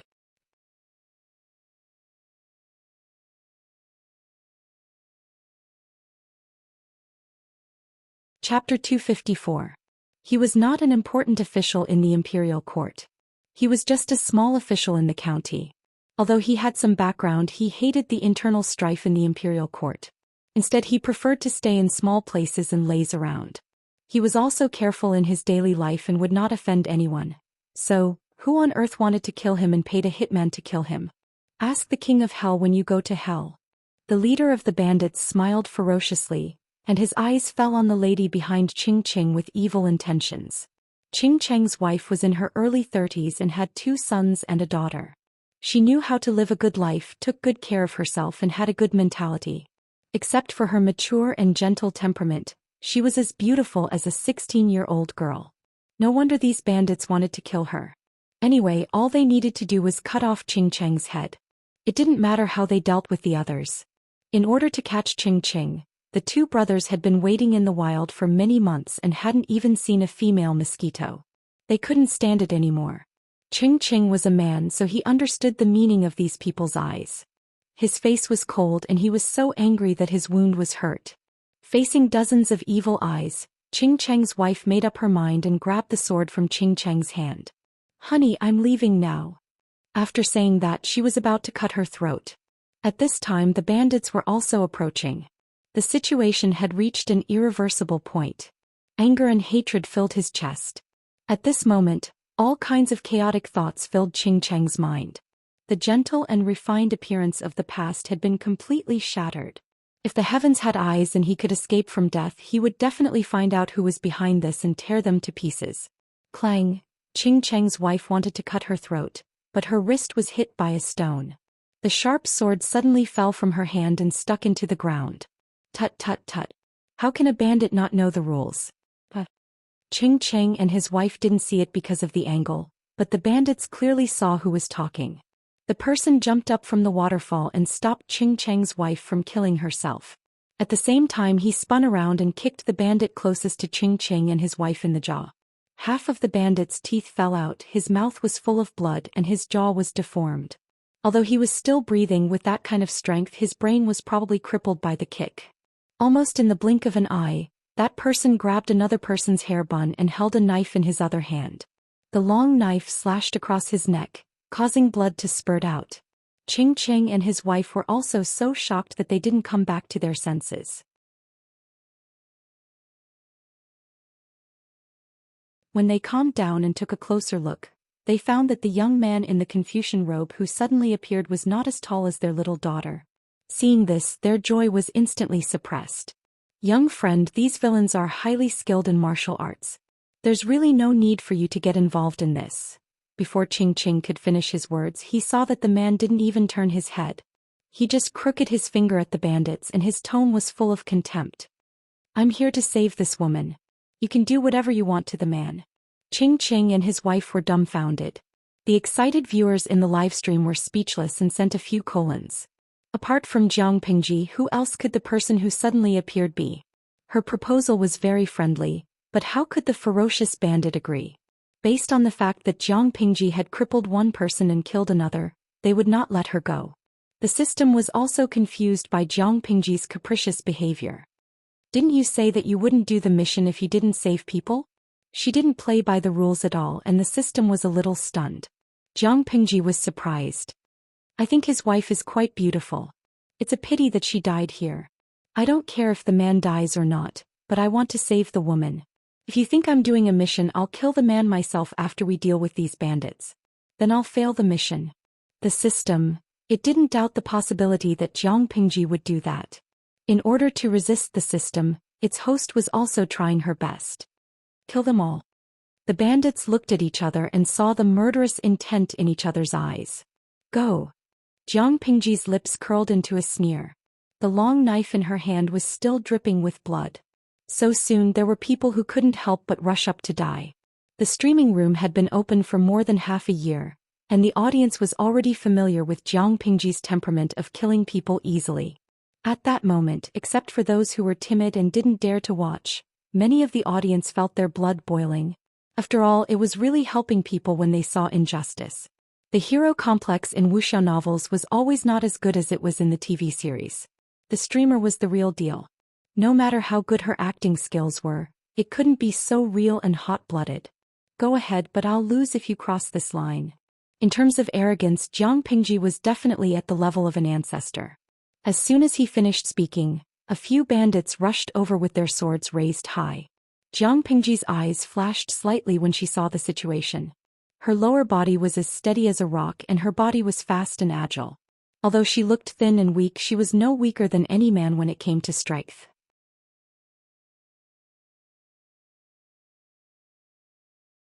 She dodged and dodged two knife attacks aimed at her fatal parts, and at the same time she took the knife attacks from several people head-on. The bandits thought that they could kill Jiang Pingji with one knife attack, but the moment the knife touched her, it was their hands that were split open. The strong men were shocked by the huge force and they suddenly took 2 steps back. Their lower bodies were momentarily unsteady. It was also in such a short time that everything was difficult to recover. What great strength! That was also the last thought they had left in the world. Jiang Pingji didn't retreat but moved forward. The blade cut through the void, leaving a beautiful white shadow. At the same time, a cold breeze swept past her neck, and the temperature of her body suddenly receded. Her vision was dim and her eyes were spinning. Yuyida, kill. Bingtang Lemon, kill again. In Yueja Zhuge Qinmao, one more knife. Ji Kongting, still not dead. Jiang Pingji, do you think you're playing a game? Lao Cg Lianmeng. Congratulations to the streamer for completing a perfect 5 consecutive kills. After a while, Jiang Pingji had already seen through many problems, but there were still more questions left in her heart. The people in front of her were not bandits at all. Or rather, they were not authentic bandits. Instead, they were fighters carefully trained by others. The couple behind her was the target of their ambush. The man's name was Qing Qing. Since he could make friends with Meng Zhan in Psang Prefecture's Meng County, he was at least from an aristocratic family. What made her wonder was what was so special about this man that the system was afraid of and even wanted to kill him. Yes, the system had an ulterior motive. Even though they had been together for more than half a year, Jiang Pingji still didn't trust the system at all. Even though it issued a real-time task to save Qing Qing in Jiang Pingji's eyes, its real purpose was to kill Qing Qing. Jiang Pingji's resistance to the system was not a day or two, and her hatred for real-time tasks was also deep in her heart. She boldly guessed that the system was persuading her to complete the task, but in fact, it was to provoke her and make her deliberately go against it.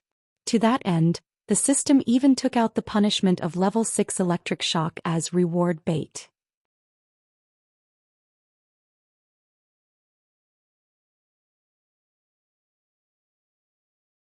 Chapter 255. In the blink of an eye, Jiang Pingji had cleanly taken away a few heads. His decisive and merciless manner even shocked these orthodox assassins. They were no match for Jiang Pingji, and now they had the intention to retreat. Naturally, they were no match for her. One hesitation and their heads were separated from their bodies. There were more than a dozen corpses lying at Jiang Pingji's feet. Without exception, all of them were killed with one blow. Some died with their throats slit while others were beheaded with one blow. Their heads flew into the sky and blood splattered all over the ground. Some still had some flesh left. Compared to these people's heavy losses, Jiang Pingji was unscathed. Sticky blood kept dripping from the blade. Go. What are you afraid of? Everyone go. One of the bandits roared fiercely, but his companions were not encouraged. Instead, they were even more afraid. They were trying to move forward, but they took a small step back without a trace. Their faces were full of hesitation and fear. These people were almost scared out of their wits by Jiang Pingji. They obviously had an overwhelming advantage in terms of numbers, but no one dared to move forward. Who dared to rush to the front? The people who had rushed to the front were now lying on the ground like corpses. The blood that spurted out was still steaming.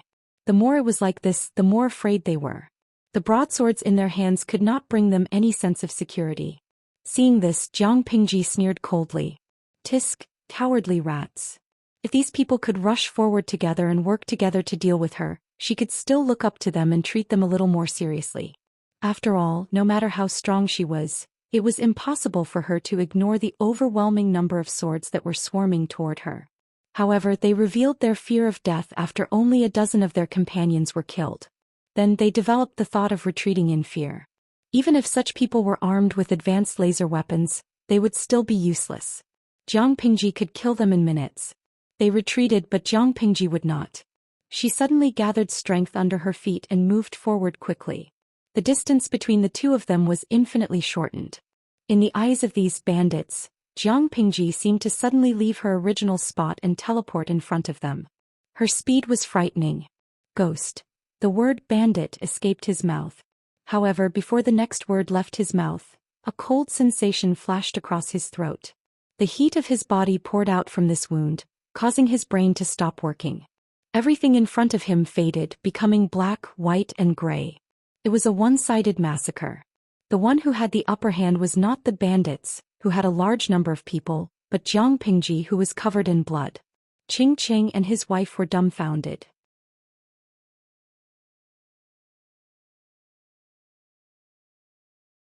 They had thought that they were going to die, but they didn't expect to come back from the dead at the most desperate time.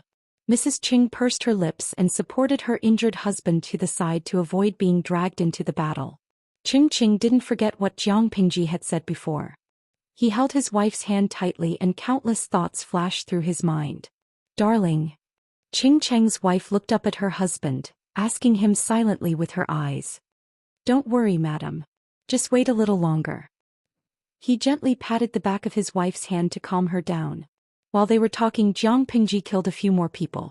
Her clothes had long been stained by blood, and her original color couldn't be seen. She looked like a ferocious ghost who had walked out of hell. The bandits were really scared out of their wits. Their legs were trembling and they were anxious. However, these people always remembered their mission. Since they couldn't do anything to Jiang Pingji, they could kill Ching first. Otherwise, if the news of their mission failure got back, their families would probably die without a burial place. With this idea in mind, the remaining few people joined hands to hold Jiang Pingji back, and the other two went to kill Ching and his wife. Darling. Ching's wife saw two people rushing out of the chaotic crowd. They raised their knives and intended to cut her husband. She hurriedly stood up and blocked them with her body. Everything happened so fast that it was too fast for her to react. Ching saw it, but he was injured all over and could barely stand with his remaining strength. His wife stood in front of him. When he realized what was going on and wanted to push them away, the two knives were already close to him. Ching lost his voice in fear. My wife. However, neither he nor Ching's wife, who was waiting for the pain with her eyes closed, saw the knives that were supposed to fall didn't come. The knives that were raised high suddenly stopped at the highest point as if time had stopped. The expressions of the two bandits also froze at the most ferocious and joyful moment. They seemed to have seen the scene of Ching and his wife splashing blood on the spot, but it was impossible. As I said, you can do whatever you want. If you cross the line, I lose. Jiang Pingji's knife had already left her hand, and the two bandits who were frozen were killed by the knife that had disappeared. At that moment, except for the audience in the streaming room, no one knew how Jiang Pingji had done it. Although the two bandits were not side by side, they were not in front of each other either. How could she kill both of them with one knife? Jiang Pingji's back was facing the two bandits, and she was even pinned down by the enemy. How did she do it under such circumstances? The audience was in a life and death situation, so they naturally didn't have extra energy to pay attention to it. They couldn't see everything from their current point of view, but the audience in the streaming room could clearly see what had happened at that moment from God's perspective. Lao Siji Lianming, she ran away so fast. I just saw the streamer's sword make a big turn. Yin Yueja Zhuge Qin Mo, what a beautiful double kill. De Zhuangzhu's wife, I screamed just now. My roommates thought something was wrong with me. It was so exciting. Yu Yi Huang Yi, the streamer's move just now was so cool. I really want to send you 666. Not only did the audience in the streaming room send a series of 666, but the platform was also flooded with all kinds of gifts. If it had encountered such a large number of gifts in normal times, the system would have come to Jiang Pingji to annoy her, but now it was strangely silent, as if it didn't exist. Others didn't know, but Jiang Pingji knew why the system had such a reaction. Coca-Cola, wait a minute, the streamer doesn't have a weapon now. What should we do? This bullet screen was particularly glaring. Many of the viewers who had sent 666 quivered as they finally noticed this point. In order to save people, Jiang Pingji used a long knife to sneak attack the two bandits. Although she saved Ching and his wife from danger, she also put herself in a desperate situation. She was now unarmed, but the bandits around her who were eyeing her were all holding sharp knives.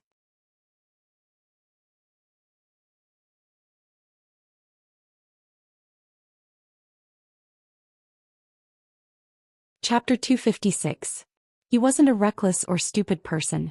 He knew that if he reminded Jiang Pingji to be careful, it would remind the other bandits and boost their confidence. The threat of the bandits was not on the same level as that of a killer with a knife and an unarmed young man. However, even without Ching's reminder, the bandits reacted quickly. They were furious at first, then ecstatic. Let's go. This guy has no weapon. One of the bandits shouted. Everyone's eyes lit up with ecstasy. It was a heaven-sent opportunity.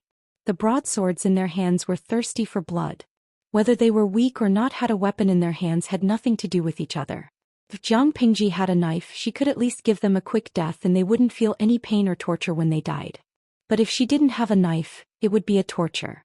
The crisp and muffled sounds of bones cracking rose one after another.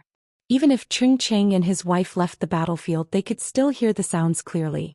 Not to mention the audience in the streaming room. The superb streaming equipment gave them the most authentic enjoyment. Every time a bandit's hand, finger, leg or neck was easily broken by Jiang Pingji, they would involuntarily tremble violently, as if the pain had fallen on their bodies, causing them to be startled. Jiang Pingji didn't have a weapon in her hands, but it didn't mean that she had lost her ability to fight. On the contrary, hand-to-hand combat was her strength. As a genetic warrior, how could she not have gone through training in this area? What made people unhappy was that she had practiced the moves hundreds of times in her mind, but her body couldn't keep up with the speed of her thinking. To put it simply, the quality of her body was too poor to satisfy Jiang Pingji. She was not satisfied, but in the eyes of the audience and the people present, her skills were beyond imagination. She was brave and invincible. I really don't know which family this, cough cough cough, Lang Jun is so young and brave. Ching Ching carelessly touched his wound as he spoke. Uncountable pain stimulated his nerves, and his chest was on fire as if it was being licked by a tongue of fire. Ching Cheng's wife secretly sighed. They couldn't even protect themselves now. They didn't know whether the young man was a friend or a foe. Ching Ching seemed to see his wife's worry. He looked down and shook his head, signaling her not to worry. Even though Jiang Pingji had spoken rudely before, if she really had evil intentions towards them, she wouldn't have needed to risk being besieged by the enemy and throw out the weapon in her hand to save them. She could have allowed the bandits to kill people. Since he had made a move, it proved that the other party had no intention of taking their lives. At this time there was another noise under the waterfall.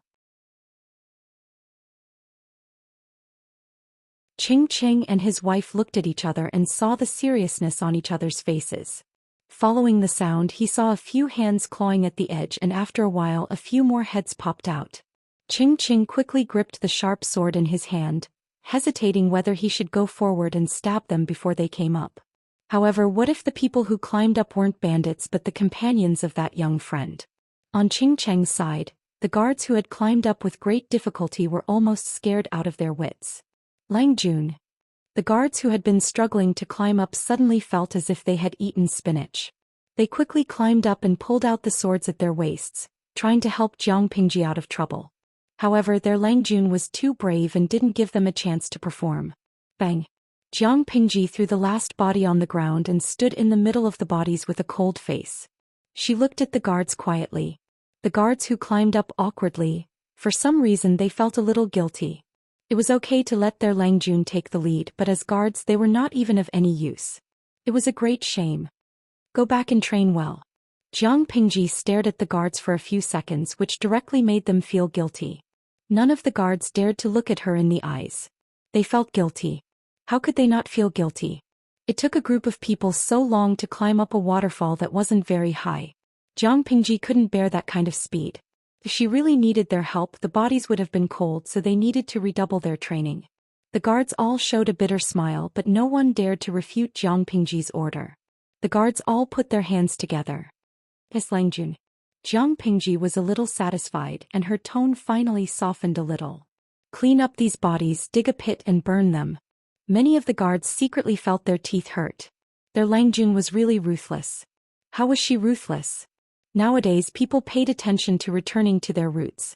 It was fashionable to bury the dead. If they lost a limb when they were alive, they would be disabled when they went to hell. Not only would they be ashamed to meet their ancestors, but they would also be incomplete after reincarnation. Therefore, a full body burial was very important. But Jiang Pingji's words determined the fate of these people after they died. They couldn't even go to hell after death. So here was the problem. Was it more miserable to leave their bodies in the wilderness and have them eaten by wild animals, or to die without a full body and be unable to go to hell? The guards dared not refute Jiang Pingji, so they could only silently listen to her orders. After that, Jiang Pingji finally had the time to pay attention to the Qingqing couple. The man was tall and slender. He had a light and gentle temperament.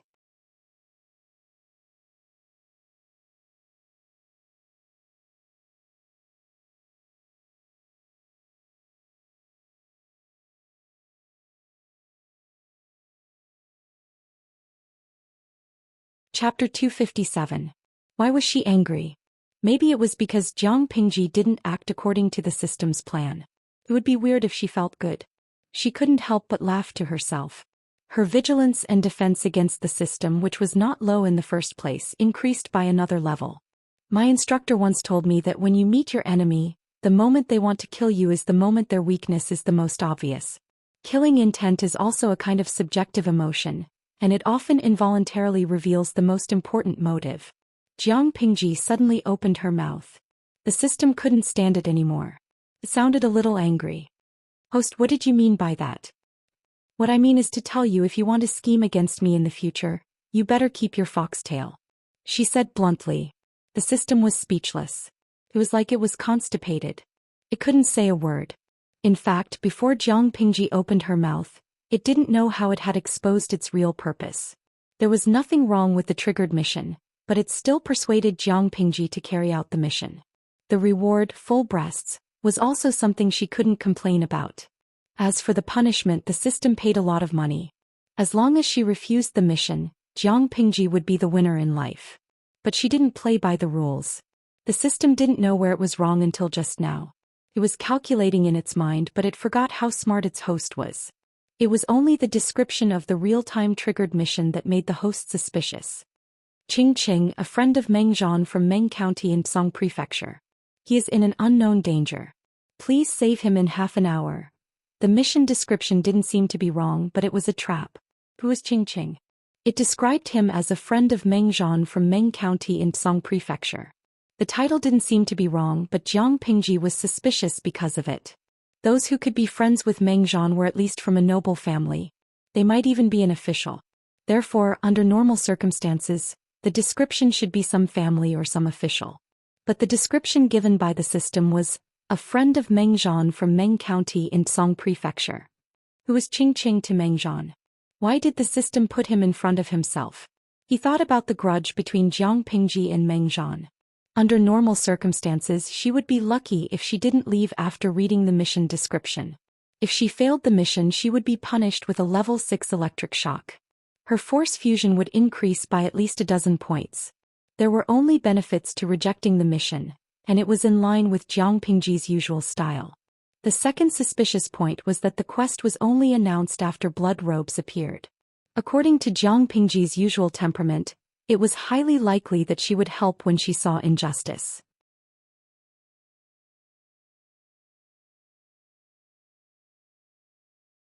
She was not afraid at all, but the system just had to issue a mission at this time. The mission content seemed to be to save people according to her wishes, but the effect was to dispel her thoughts. In that case, how could Jiang Pingji not be suspicious? The system, who understood everything, wanted to explode on the spot. This game can still be played? Its stomach was cramping and its head was hurting. It needed to calm down. After a long time, it consoled Jiang Pingji stiffly, even though it was useless. As the other half of the host, I can't possibly harm you. As for scheming against you, that's even more impossible. Jiang Pingji smiled and asked, System, when you said that, didn't you feel like you were lying? The system still wanted to explain, but she forcefully interrupted it and made it swallow its words. Forget it. I never wanted you to be loyal to me. No matter what your purpose is, it has nothing to do with me. However, I hope you can understand one thing. I, Jiang Pingji, am not someone that anyone can order around. I am not a tool that anyone can use to kill others. Even if it's you, the system. She clicked her tongue and did not hide her arrogance. She and the system had already shed all pretense of cordiality. Did not matter. The system sent a long string of ellipses. After spending half a year together, it more or less understood Jiang Pingji. Unnecessary explanations would only make her more disgusted and vigilant. So what if Jiang Pingji hated it? The relationship between the host and the system was simply that of a parasite and a parasite. Unless it left voluntarily, the other party could not do anything to it. Anyway, she had completed the mission. It had achieved half of its purpose. The system secretly held its breath and could only comfort itself. After this lesson, it would be fine to be more careful in the future. No matter how smart Jiang Pingji was, it was impossible for her to be flawless. One could only be a thief for 1,000 days. How could one guard against a thief for 1,000 days? Jiang Pingji said that being mentally retarded was a disease that could not be cured, just like the system. Her plan failed this time, but it still wanted to succeed next time. After the confrontation was over and the system dared not show itself, Jiang Pingji finally had the leisure to find out more about Qing Cheng's background. He was the first person who was seen as a thorn in the system's side and wanted to use her to watch Qing die. Coincidentally, Qing had already treated his wound with the help of his wife. He tied a clean gauze and barely stopped the bleeding. With the help of Qing's wife, he walked to Jiang Pingji with weak steps and bowed deeply. I am Qing from the Qing family of Lai. Thank you for your help that my wife and I were able to successfully escape from this disaster. Qing's face was still pale, but he slightly cleaned up his disheveled appearance.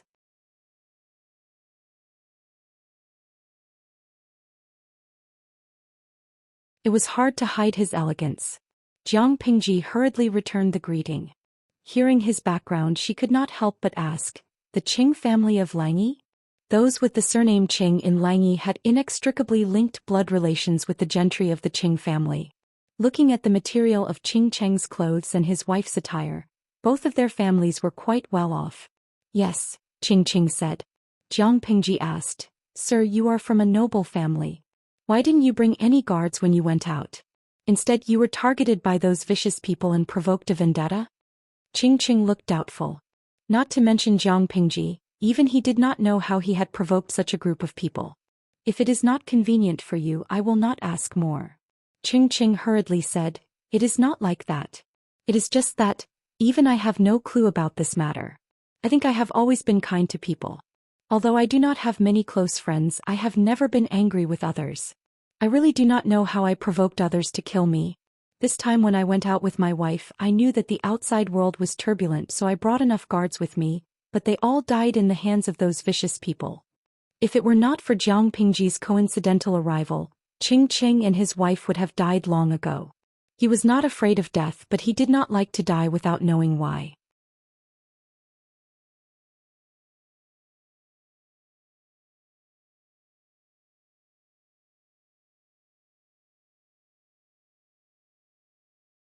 Chapter 258. Qing couldn't figure it out, but Jiang Pingji's words gave him a new suspect. Noticing the change in Qing's expression, Jiang Pingji asked casually, Do you have someone in mind? Qing couldn't say it out loud even if it was really that person, let alone just having a slight suspicion. Jiang Pingji didn't ask further. She glanced at Qing's wife. The couple had been living a comfortable life. They had never been as embarrassed as they were that day. She asked a very practical question. I just heard from you that all the guards were killed by the villains. Now we're in the middle of nowhere and we're still a few days away from the nearest courier station. What's your plan? Qing was injured and his wife didn't do any housework. They didn't know how to survive in the wild. Qing looked embarrassed when Jiang Pingji asked the question. Before he could say anything, Jiang Pingji continued, If you don't mind and trust me, why don't I send you to the nearest station? You can settle down there and then contact your families. You are still in danger if you don't know the background of the thugs. Qing thanked Jiang Pingji for her kindness with shame. If they didn't get a ride, they would have a hard time surviving even if the thugs didn't kill them. Compared to Qing's gentleness, his wife was very straightforward. She liked Jiang Pingji more after witnessing what she did. You have extraordinary skills and an imposing aura. I wonder which family you are from. The Lu family of Hejian. My first name is Shi. My father is Lu Shi. If you don't mind, you can call me Lanting. After hearing this, Qing and his wife were both surprised, but they focused on different things. Qing's wife focused on the young man who was talented enough to be a good son-in-law. You are Lu Zhongqing's son? When Lu Shi was young, he was the man that many girls missed. The story of him and his wife, Gu Min, was even more popular. Qing's wife had never seen him, but she had heard about him. She didn't expect a talented man like Lu Shi to have such a powerful son.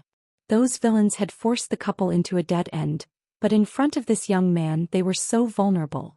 After a while, Mrs. Cheng's mind was already twisted. She labeled Jiang Pingji as the future son-in-law. If any family's daughter could marry Lu Shi's son, it would be a great deal. It was a pity that his daughter was still young. Otherwise, he would really want to settle down for her. Qing's focus had nothing to do with Lu Shi. It was purely because of Lu Shi. You're already 20? He didn't look like he was 12 or 13 at most. Jiang Pingji was stunned for a moment. She immediately understood the reason behind Qing's question. She explained, the courtesy name of Lanting was left behind by my late mother. It's just that father and mother loved each other deeply.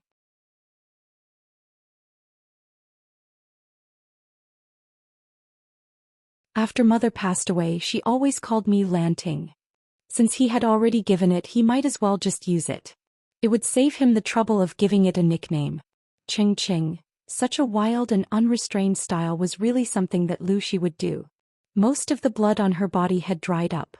It was impossible to tell what she looked like. Jiang Pingji told the guards to protect Ching Ching and his wife. She found a secluded place to wash her face. She couldn't wash off the other blood on her body, but she had to wash off the blood on her face. You're really good looking. Do you have an uncommitted marriage? Ching Cheng's wife was more and more satisfied with Jiang Pingji. She saw that Jiang Pingji looked so delicate and pretty. Although she was a little feminine, she was a popular image of a handsome young man. She was tempted and wanted to be a matchmaker for Jiang Pingji. Jiang Pingji nodded and then shook her head. She said, I did have an engagement, but Master Liaochen told my fortune. He said that I shouldn't get married early. Otherwise it would be harmful. So I had to cancel the engagement in order not to waste the girl's time. Ching Cheng's wife gave up on the idea of being a matchmaker.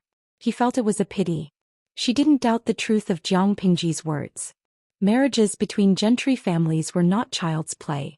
Unless it was unavoidable, they wouldn't cancel the engagement.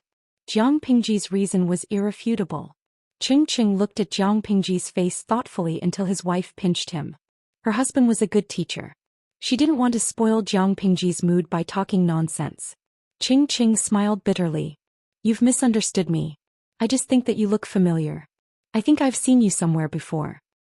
Since Lanting is Lu Zhongqing's son, he naturally looks like him. Why are you thinking about this? Ching Ching was speechless. He had never really met Lu Shi. They had been friends for a long time. They both knew of Lu Shi, but they had never met. The circle of gentry families was not big, but it was not small either. He had never met Lu Shi, but he had made friends with the same people. He had heard about Lu Shi from his friends. Therefore Ching Ching said that Lu Shi looked familiar was not because of Lu Shi. He thought about it and suddenly remembered that he had seen an unfinished painting from his friend a few months ago. If the woman in the painting was a few years younger, more youthful and softer, wouldn't that be Lu Shi? However, Lu Shi was Lu Shi's second legitimate son. He was the daughter of a concubine in the Lu family and had been raised in a boudoir. Could it be that the woman sleeping among the flowers in his friend's painting was the late Gu Min? It was terrifying to think about it. However, it was not impossible to think about it this way. His friend was Yuan Jing's disciple, and Yuan Jing had some contact with Gu Min when he was young. Perhaps he knew about Gu Min's appearance through Yuan Jing. Are you in trouble, master? Jiang Pingji opened the way with her knife and walked in front. The shrubs were cleared more thoroughly than before. It was more convenient for Ching Ching and his wife to walk. I see that you look troubled. Ching Ching was speechless. He felt that it was better not to tell the young man in front of him that there was a boy who was not much older than him who painted his mother. It's nothing. I'm just thinking about who wants me dead. Ching Ching found a reasonable excuse. Although I have some guesses, I don't think that person would do such a thing. So that was what he was worried about. Jiang Pingji was not suspicious. Even though she could see that Ching Ching was a little guilty, it was not appropriate for her to ask. Langdon, you're finally back. The guards found traces of a fight nearby. Suka saw a few people walking out of the forest from afar. From afar, Suka saw a few figures walking out of the forest. He hurriedly trotted forward and swallowed all the words he wanted to say. Who could tell him that Lang Jun had only gone out to fetch water? Although it took a long time, how could he be covered in blood when he came back?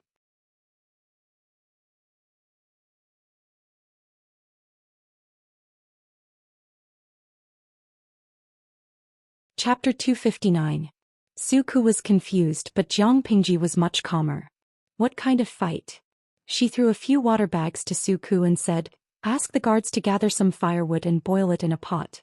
Put it back in the water bags when it's cold. The water in the stream is not clean after all. Boil it before drinking. He hurriedly took the water bags and found 2 new faces in Jiang Pingji's team. Suka said, the guards who were looking for firewood reported that they found several carriages and horses without people on the road ahead. There were many corpses lying around. After checking, they found that there was a fierce fight not long ago. The master is worried that it was done by the mountain bandits. Suku had been to that place. After careful inspection, he found that the possibility of the bandits committing the crime was very low. It was more like a premeditated murder. Therefore he could not help but worry about his Langjun, who had gone out to fetch water. He was about to lead some people to search for her, but Jiang Pingji came back with blood all over her body. If it were not for the fact that it was broad daylight, Suku would have thought that it was the ghost of his Longjuan's death. His heart almost stopped beating. He was scared to death. Jiang Pingji immediately understood and said, "Those should be Mr. Cheng's carriages. They were attacked by bandits on the road. I happened to pass by and helped them beat the bandits back. Xiaoyu asked someone to prepare some food." She said it lightly as if she did not remember that they were surrounded by 40 or 50 bandits. Of course, Suku was misled into thinking that those were just ordinary mountain bandits. He did not think too much about it. His Longjuan's face was ruddy, her eyes were still clear, and she was full of energy. He could tell that she was fine at first glance. Well, it was probably those bandits who got into trouble. With that conclusion, Suku did not panic at all. "Yes, I'll do it now." Suku was completely familiar with the housekeeper mode. He did whatever Jiang Pingji said. "Oh, and ask Takshu to bring me some clean clothes. I need to find a place to wash up. It's uncomfortable to have blood on my body." The viewers in the streaming room were instantly excited. Outdoor bathing play. According to the routine, there must be a fool who accidentally passed by, saw her, and then accidentally met the streamer. Just thinking about it made him feel sweet. Sweet. If Jiang Pingji didn't even have this little bit of vigilance, she would have died a few times. Taksha heard the news and ran over. She was relieved to see that Jiang Pingji was fine, apart from looking a little disheveled. "Please wait for a moment, Langjun. I will go prepare the clothes." After she finished speaking, Taksha retreated. She went to the carriage's trunk to find a set of clean clothes, a towel and soap. "County Chief Lu is here."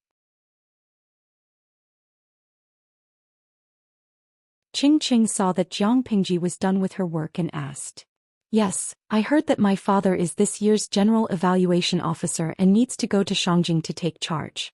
Ching, is there anything wrong?" He felt that Cheng's expression was slightly speechless. Ching continued to be silent, with a complicated expression. After a long time he said with a wry smile, "People used to say that Lu Zhongqing was wild and unruly. I used to think that it was someone else who wanted to discredit County Chief Lu. But now it seems that he was right.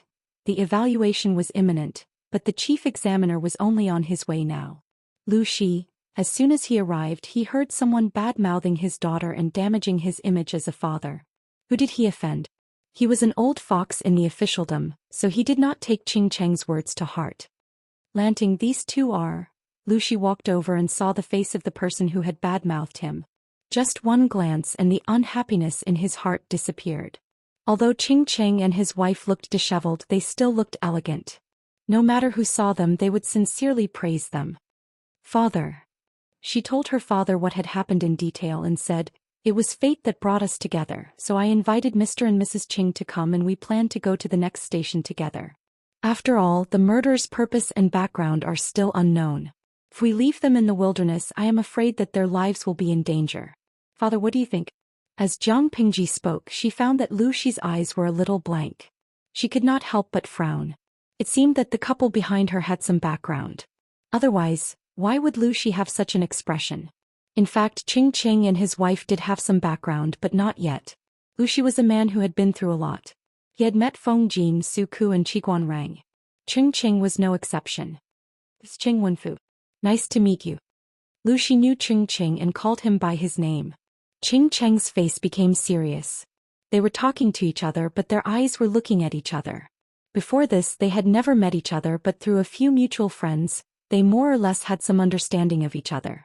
Now that they saw each other in person, they naturally couldn't wait to size each other up and see if they were really as outstanding as others said.